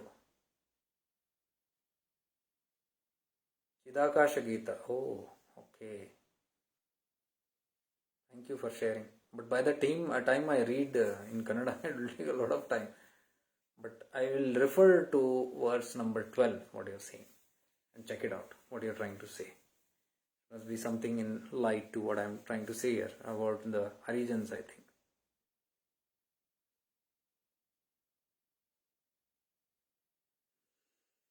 Anyways, today's session, I thought I must convey this because literally it irritates me at time and I lose my cool because sometimes I feel we are understanding, everybody is on the same platform, it's very easy. And then suddenly I see nobody is understanding anything. So the same person who was talking to me yesterday that everything is fine, what you're saying, everything is so beautiful, everything is so higher truth and I can relate to it. And now when I'm living that higher truth, there's no acceptance. So it's like, do we like people only talking about it, not living it? It is indirectly saying that I love listening to discourses, but I don't want to be that discourse. What is the point? This is a small, very tiny fraction difference. You have to notice it if you want that change. Only if you notice it, you're going to get it. If you don't notice it, thinking that, right, chalta hai, will do, you will have to come back here. Spirituality is such a thing. If you miss one ladder and say, oh, by chance, okay, I skipped and I'm going up. No. It is like the snake and ladder game. You climb somewhere, you will come back to the place because the lessons that you have not learned, you will be brought back to life. That is when we say, why is the same kind of incident happening in my life? I've seen people saying that same relationship, I change a relationship, same kind of things coming to me, same kind of problems coming to me. The earlier guy also is not worried about me. New guy also is not worried about me. The earlier guy was not working for my security and I was feeling so insecure. I changed the relationship. This guy also is very insecure. Earlier guy was not loving me. This guy also is not loving me. Earlier guy had no time for me. This guy had no time for me. It goes on and on. Not earlier and this guy. Even if you change 10 guys, same lesson will come in front of you because there is something you need to learn from that. This one is not giving security. That one is not giving security. There is no hold here. There is no hold here. I am not getting love. I am not getting attention. I am not getting this. I am not. The moment you remove this importance of this I everywhere, I am not having this, I am not that, I am incomplete, I am not getting this, I am facing this, there will be problem. And the moment, till the time you don't realize that, it is not in external things, it is the clinging for security. You don't give me, I go there, you don't give me, I go there, and we keep on changing, and everything is changing, and then we are catching our head, oh my god, everything is changing. Sometimes I've seen people leave this relation, go to that relation, and then they're scratching their head, was that better or this better? Then they compare. I think that was better than this. Should I go there? They have this also. But by the time they come here, this is changed. I've seen some films, Hindi films, that way. Madly in love, not getting something, broke up, go on to another. There got entangled with something, not right. Leave it. I go back to that. When you go back to that, that is completely changed. Oh my god, this is completely changed. I've lost this one. Let me run back to this one. You come here, this also is gone. Like one person running for two buses. This has happened when we were traveling once. We saw one bus coming and stopping right in front of us. Another bus was overtaking and coming and stopping. So we looked at this bus. This bus was like almost full. No sitting place. So we saw another bus coming and said, same destination. Another bus coming, half full. Oh, we said we can get into that bus. We can at least sit comfortably. But the bus went and stopped a little far. So we ran for it. By the time we were close, that bus left. I said, oh, bus is gone. At least let us catch this. Whatever we get, the moment we came, this also left.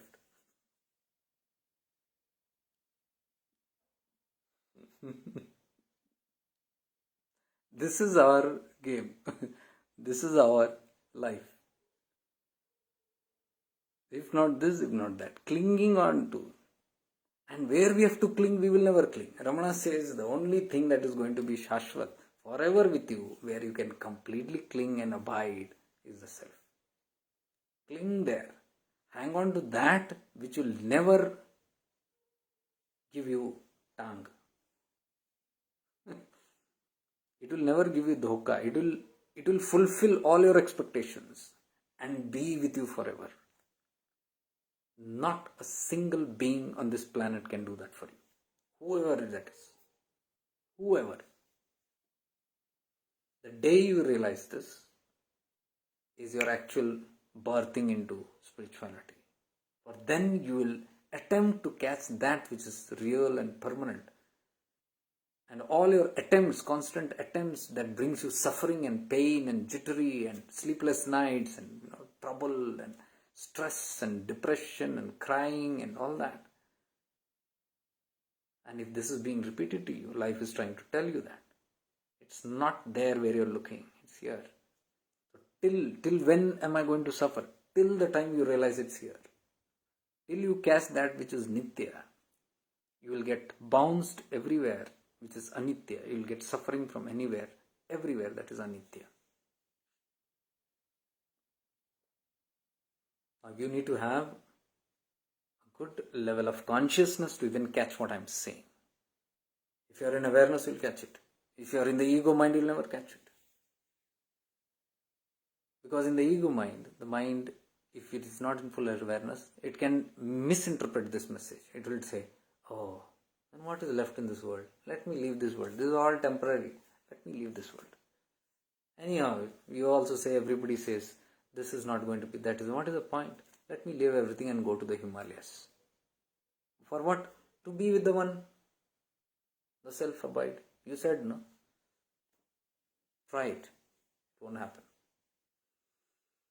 That is one reason why Grihastha was introduced. There's a meaning to all this. Sannyasa means it should happen when you ripen. Mark my words. I'm repeating. Sannyas has to happen when it automatically, in a Sahaj Bhav, ripens. It is something that naturally unfolds. It's not something to be induced. If you induce sannyas into your life, you are going to suffer. Because you are going to go to the Himalayas with your vasanas. And then you are going to create the same kind of worldly life there. Another havoc in the Himalayas. So here you melted many things, there you will melt the snow with the same havoc. Vasanas will be there. That is why Grahastha was advised. My Gurudev was a Grahasthi. And he always advised Grahastha. 200% life, he said. 100% spiritual, 100% life, worldly. Then you are balancing it. Is it a rule? No, it's not a rule. It's according to your vasanas. Because what is worldly? Worldly is your vasanas. Finish your vasanas. Spiritual is what? Spiritual is to hold the grip that you don't get under the clutch of that vasana. It will support that worldly life where you are completing your vasanas, but spirituality will come with jagrutta, with awareness. It will keep you aware. If this awareness is absent, if this spirituality is absent in that worldly life, mark my words, I have always seen this and I am still seeing this. That vasana will only become a vasana bhog. You will end up only in the bhog vilas. You will be churning in that bhog, thinking, my Guru has told me, worldly life, so I have the license to be enjoying and stuck in this loop. He said, complete your vasanas, but add spirituality, your meditation, your sadhana, whatever you do, add to it and bring awareness into this life, so that as you are completing, you are also you know that you are not going to loop in that. You experience all that you came to experience. You finish your vasanas by experience, through bhog. But does that mean for janmas you are going to have the bhog? No. While you are bhoging, have awareness. Be conscious while you are bhoging it. That awareness will let you know that this what you are bhoging is not permanent and it is going to go. So while it is there with you, you will bhog it in the right way, without clinging on to it. That's the difference. What awareness can do. Spiritual awareness. That is why the Grahas life was prescribed, so that you can balance it properly, so that you don't vanchit na ho jaye. Oh, then my whole life is that way. क्या मतलब है फिर इसका? क्या करना है? क्यों रहना है? जिंदगी क्यों रहना है? गृहस्थ में क्या रहना है? वर्ल्ड में क्या रहना है? दुनिया में क्या रहना है? जब यह मिलेगा ही नहीं ना, तो फिर क्या करना है? ये सब वाइंड अप करके जला के भाड़ में जाए ये सब, और मैं जाऊं हिमालय में? जाओ, ट्राई करो. I met one yogi there, and he was from South India. He was talking to us, and he was there for 8 years. 8 years in the Himalayas. From Gangotri area he was there, and he was from the world. He had renounced the world and come there. 8 years he lived there. So, when we were talking to him, he was hinting that he is planning to go soon. We asked where? He said home. Home? A sannyasi has no home. Then he started revealing real words. He started revealing. I came here, 8 years I lived here, and I went through all the experiences here. But one thing I realized and I learned in my life. What is that? He said that nobody will love you as much as your own family loves you.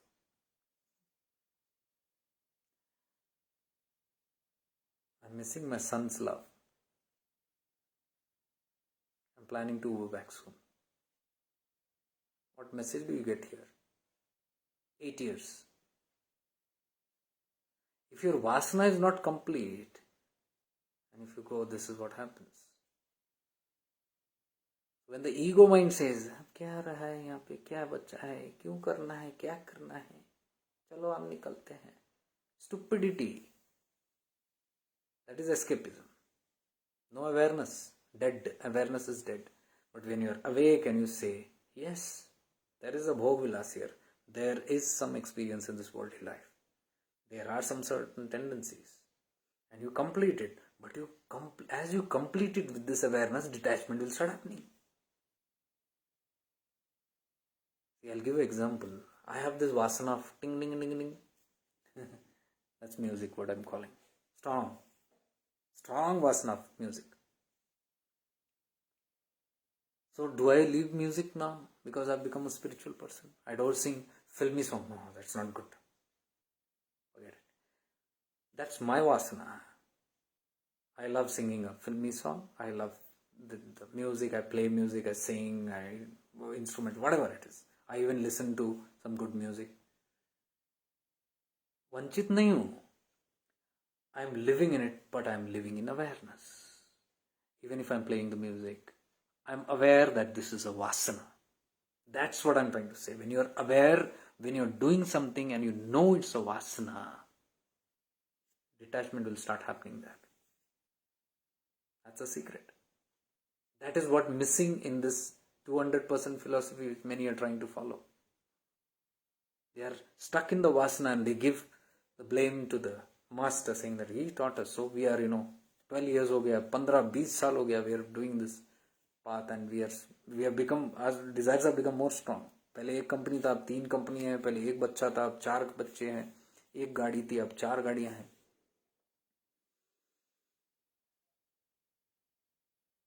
So it's only increasing. Vasana is increasing. Where it is teaching you detachment. Are you aware there is something after Grihastha? There is a sannyas ashram after that waiting for you. There is a vanaprastha ashram waiting for you. Oh, vanaprastha and sannyas. Means what? Means slowly you have to withdraw and go within. That's the end of Grihastha. Grihastha doesn't mean only bhog-vilas. So whatever you have, when you are aware and you're doing it, you will do it, you will relish it, even if you are in a sexual act. While you are in that act, if you are aware of it, consciously aware that it's a vasana, and then you are enjoying, you'll not only enjoy, you'll see slowly detachment happening in that. If you have food vasana, if you are eating a lot of things, and then just the awareness that this is a vasana that I'm stuck in, and then you eat. Nobody's telling don't eat. But when you eat, when you become conscious, slowly it will start dropping. When you have any bad habits, alcohol, smoking, pan, whatever. When you are doing that act, that's what I have explained many times.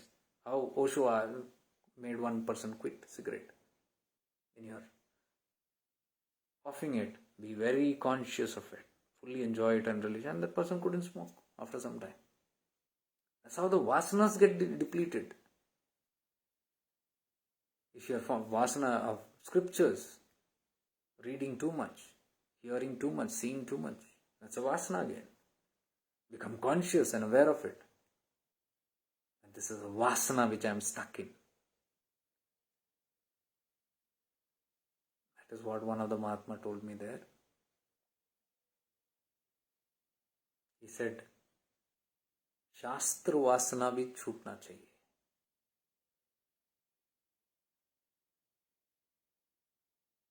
This was a Danda Swami of the Adi Shankaracharya Peetam, Sharada Peetam. He belonged to that. Now he is living in the Himalayas. He told me, first time I'm coming down in 3 years. I've not come down. He has his ashram far up there. So he came to where this distribution was done, and he was in that cloth only with the Danda, like Shankaracharya. So he was telling me about Adi Shankaracharya's principles. And he talked for long. He himself talked. Came and he started explaining things, and he talked about the Guru Tattva. Said how important the Guru is. It cannot be discarded. How important the scriptures are. It cannot be discarded. How important are the rituals. It cannot be discarded. How important these positions are. It cannot be discarded. It's all a part of it. And then he said, Read the Viveka Chudamani. That is one of the final scriptures of Adi Shankaracharya. After having done all this, he says, all this is nothing. That state will come where you have bhogged everything, but slowly you will start getting your hands off it and become free from everything. He said even the Shastra Vasana has to go. Even the Shastris, even the Pandits, the scholars, the learned, the Vedic, the Upanishads, everybody, all the Granths who has read everything, at one point it has to be left. That is liberation. The Guru also has to be left. I'm not talking anything physical. This is all the attachment that you have to all these elements. That will start slowly, because when you know, when I was with my master, I was knowing it's a vasana, that my attachment is there so much, so strong to his physical presence. I wanted his support, I wanted to talk to him, all that. It's a vasana. When you're conscious of it, when you're aware of it, it starts reducing. That's the power of awareness. Shastras, all the scripture, all the gyan you have, but you should be aware that it's still a vasana. He called it Shastra. I said, you are calling Shastra vasana. He said, yes. In the scriptures only it is there. Shastra vasana also has to be given up. That's why Adi Shankaracharya, who gave all this, finally wrote Nirvana Shatakam. Read the Nirvana Shatakam, where he says, there is no father, there is no mother, there is no guru, there is no shishya, there is no friend, there is no enemy. There is only Chidananda Rupam Shivoham Shivoham. Read it. Listen to the music on YouTube with the translations. Nirvana Shatakam. Nobody touches that. Very scary. You have to give up everything. That's the ultimatum, my dear. So beforehand only, if you know that you are going there and you have to give up. You got to lose yourself, everything. If you are conscious of it, just awareness that I have to lose this as I go on evolving. Where will be the fear? Where will be the insecurity? All this will go.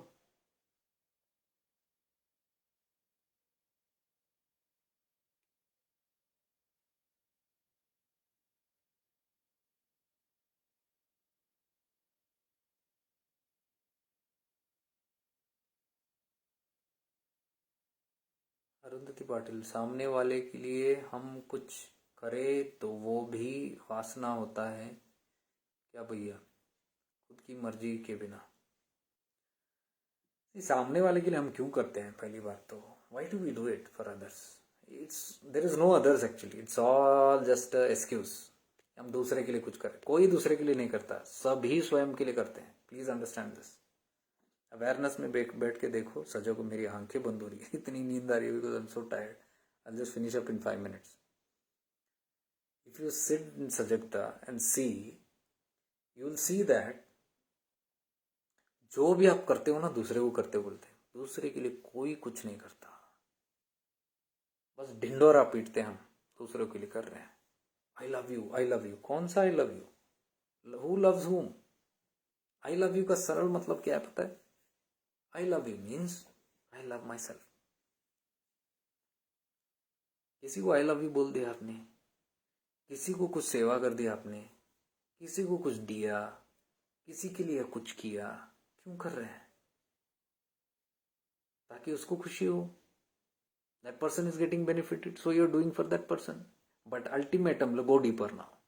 What happens when that person is happy? You become happy. You are doing it for your own happiness. You want to test it further? Check it out. When you do something to others, when you're trying to love others, when you're trying to serve others, when you're trying to help others, and let's say they say, get lost. Will it hurt you? Let us trim it a little more further. We say, I am doing this for your happiness because I love you. I care for you. My family, I am doing this for my family. I care for them. I love them. Oh yeah, you care for them or for you, yourself. You love them or yourself. No, I love them. I care for them. Now what happens if they don't care back or they don't love you back? Or all your given love will be shaken. Given care will be shaken. Why? Because they didn't love you back. So you were loving somebody so that you get the love in back, return back. You were helping somebody so that you get the help back. And when that fails, even your own action will stop. Let us trim it in a different way. What happens when somebody else is happy? You're happy. And you say, I want to make you happy. I love when I see you happy. Please be happy always. Don't be sad. Please don't be sad. Why? Because I love you. I care for you. So you should not have a tear. You should not feel any kind of misery. Why? Because I love you. Why? What happens if that person feels unhappy or sad? That person feels sad. You feel sad. So because I don't want to become sad now, I try to keep you happy. Because if you become unhappy, it's a problem for me. I become sad too and I don't want to become sad. So you please be happy. Very deep this is. तो कोई किसी के लिए कुछ नहीं करता. सभी हम अपने लिए ही करते हैं. We do it always for ourselves. Just name wise we say we are doing it for others. Just for the heck of it we say I love you. Actually I'm saying I love myself. Very deep this is. So once you understand this in awareness, then detachment, that problem will start shaking up.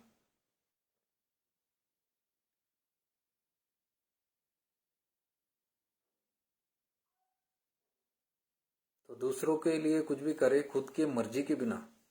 See, खुद के मर्जी के बिना means you are not doing it anyways. You are not happy with it. You are forcefully doing it and all that. वासना means vasanas are tendencies. एक tendency होती है. एक पैटर्न होता है आपका जिसमें अटके हुए आप. वासना जैसे भोग का, कोई भी भोग का. मैं बोला ना, भूख लगी है आपको, खाना खाने का है, एक व्यंजन, एक प्रकार का व्यंजन खाने का वासना है. It's a vasana, it's a tendency. All habits, addictions जो पैटर्न से आते हैं, कंडीशनिंग से आते हैं, they are all the tendencies. They are called vasanas. What you do for others, this is completely a different question itself altogether. And I told you, उसका basis कहाँ से आता है? Whenever we feel we are doing, we are not doing for anything. That's not exactly vasana.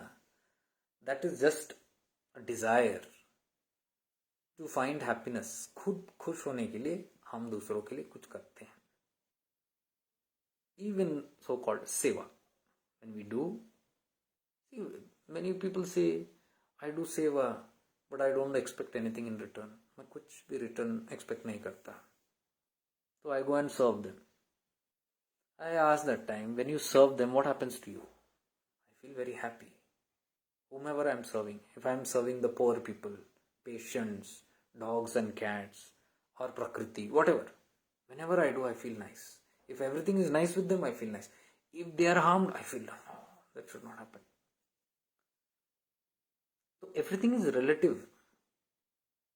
I want to be happy, so I try to make others happy. In other words, I make others happy because I don't want to feel sad. That is why you see, if I am missing happiness, I will try to do something for others, and you get happiness. It's a very common thing. Spiritually, they say, no, if you are feeling unhappy, if you are feeling inconvenient, if you are feeling something less or devalued, do something of value to the world. Give something to the world.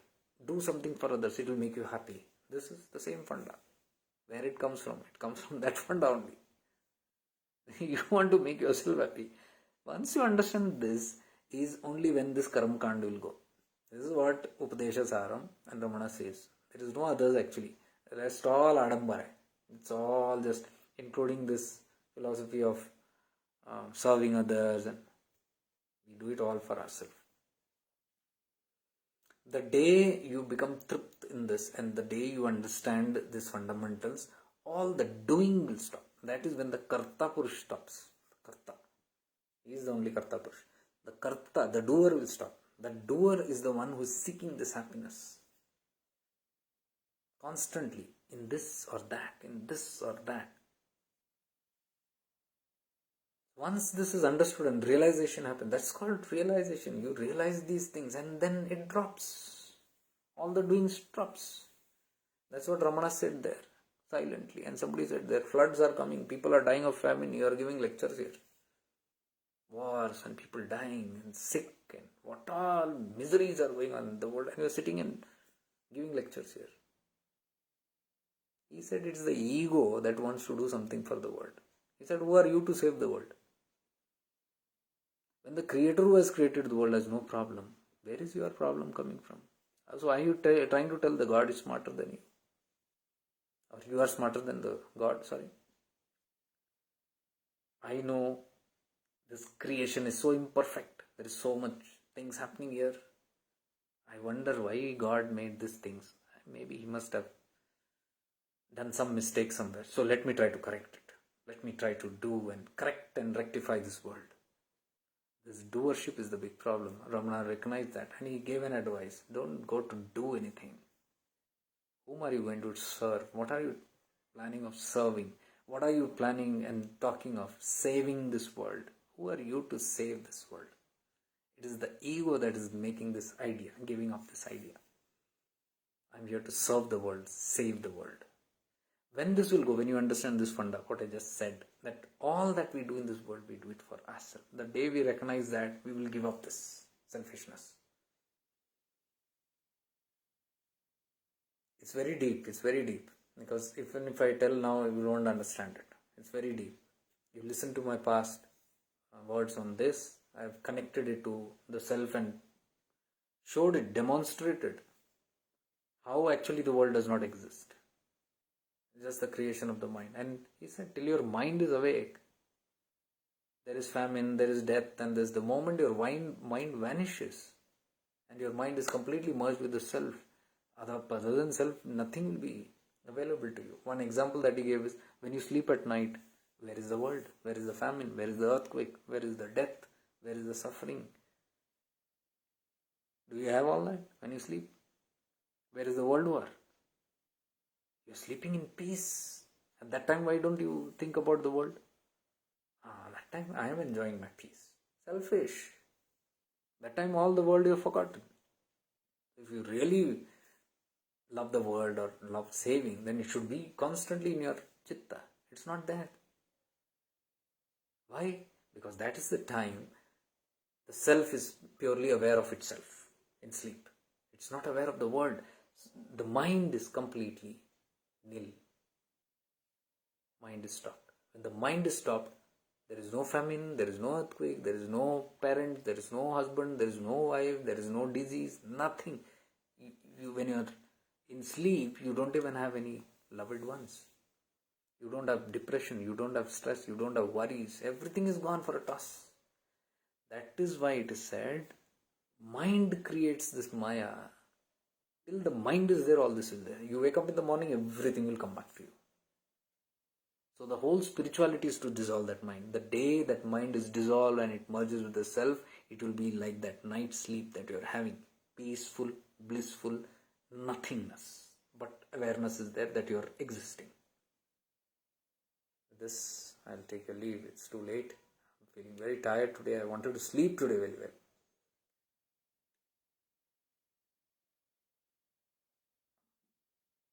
Thank you, Maggie, for being here. Rahul.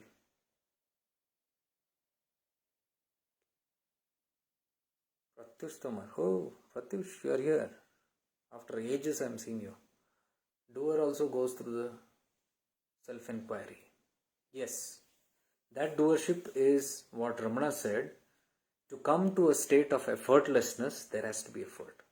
And what we are talking here is all about returning to the neutral state of nothingness with somethingness. You are something, I am something. Even when I am talking, I am something. You are something. We all know that. But we should be aware that we are nothing. That is important. Even the doer, while doing the practice of self-inquiry, the doer has to be aware that I am the doer. That's what I am telling. That's the catch. Without that, Gyan will not help. Doer, self. You have to catch yourself while you're doing that and come to that state of awareness that this is happening. While the practice you are doing, whatever practice, you should know that you are that. Like today I put a post because that suddenly came into my realization. See, I'm thinking, I'm eating, I'm living, I'm smelling, I'm talking, I'm walking, I'm doing so many things, I'm working, I'm making these videos. Everything I'm doing.